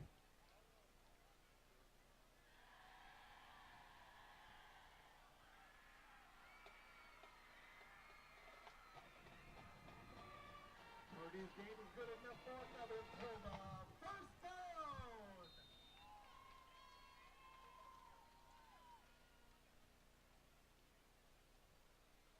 Purdy throwing an interception. It is after a quick fight for the ball, passing it to Amendola Rala, and that is picked off. And it is Basha football. And we're going to have a flag thrown, 2 flags thrown for unsportsmanlike for excessive celebration. Basha not afraid to talk about how much they're winning tonight. Yeah, every time they've made a big play, they're pointing into our stands. And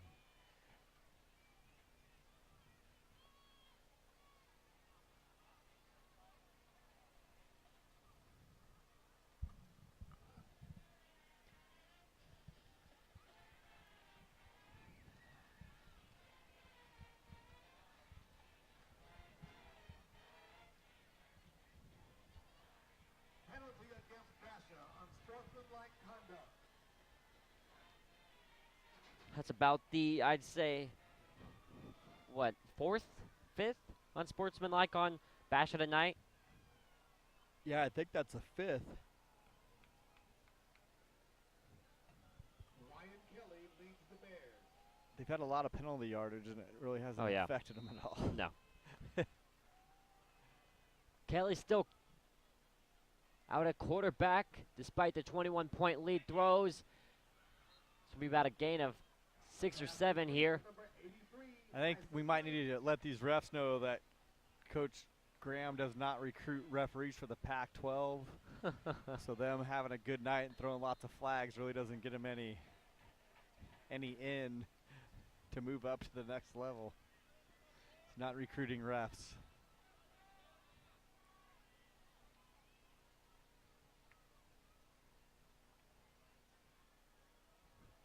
Another pass out on the flat to Gibson. Gibson breaks a measly tackle attempt, and he gets out past the 30. It's going to be a first down Perry. Or I'm sorry, a first down Basha.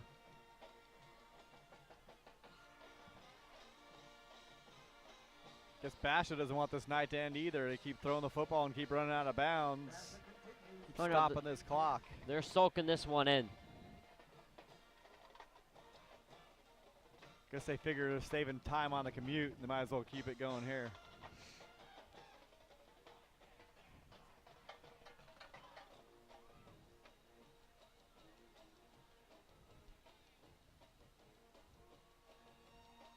Kelly in the gun, gets the snap. He's going to throw out on the flat again. Dean Gibson on the reception, breaks a tackle to the 10, to the 5, and he's in. Touchdown Basha again. Now I call them out of bounds at the 11. That's what they are. They're saying that he stepped out.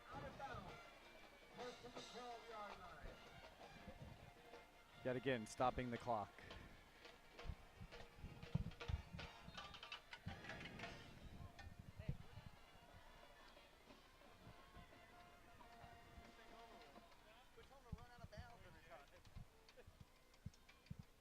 Kelly in the gun.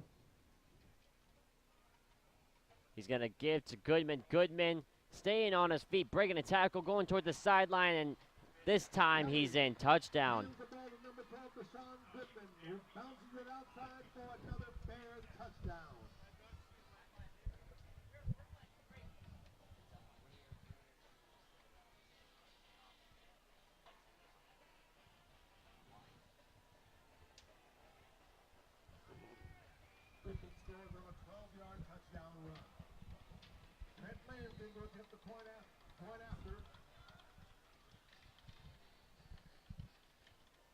Lentz on for the point after the Gibson run. And it is good. 56-28. Yeah, Pumas got it within range, but Basha answered back quickly with 2 big touchdown drives within 2 minutes.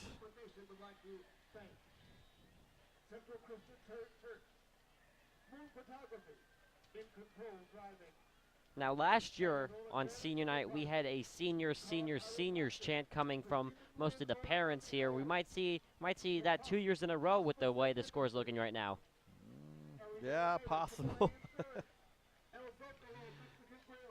We'll see how this goes, but you think you'd expect to see Tomaszewski out there playing quarterback for the rest of the game.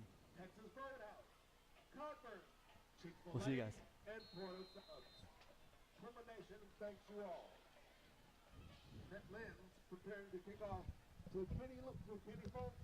Lentz on to kick. As you see a shot there of the Neon squad there for Basha as the kick, a little pooch kick, high. He's returned at the 30, and he's going to try and run it back, and it's absolutely leveled at the 30.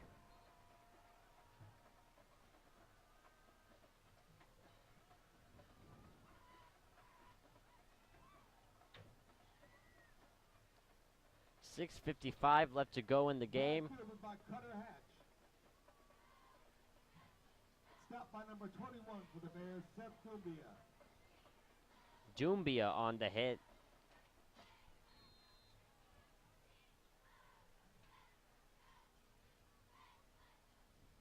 .56-28 the score. And it just leaves a rotten taste in your mouth. Tomaszewski's going to throw. It is caught. Getting some yardage. Pete Mora on the reception for Perry.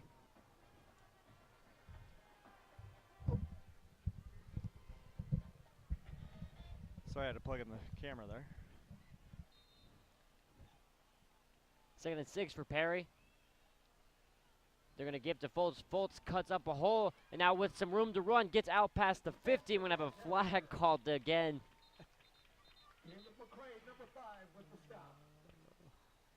Clock stops at 6:20. Penalty flag on the field.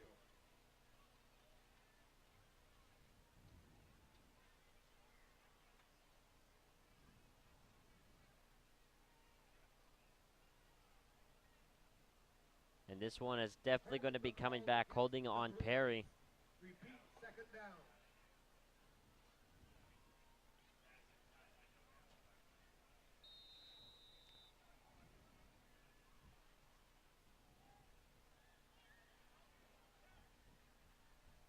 So now at 6:10, Tomaszewski clears the backfield. Looking to throw over the middle, and that bounces.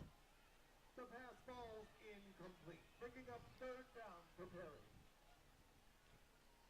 Perry. There's really not much you can say at this point, down 56-28 with 6:05 left to go in the game. No, it's just we hope somebody runs the football at some point here, so this clock can Absolutely. and stays in bounds. Tomaszewski rolling left. That's a good start. Now does throw it. It is caught. By who? There you go. Nate James on the reception. 3rd time they've thrown the ball to him tonight. Driven out of bounds on the defensive backfield of the Bears. But not before another Perry Pumas 1st down. Little under 6 minutes left to go. Perry get a 1st down. Tomaszewski rolls. Looking to throw now, does to Nate James, and he's going to step out of bounds, trying to get a hit. And there's another flag.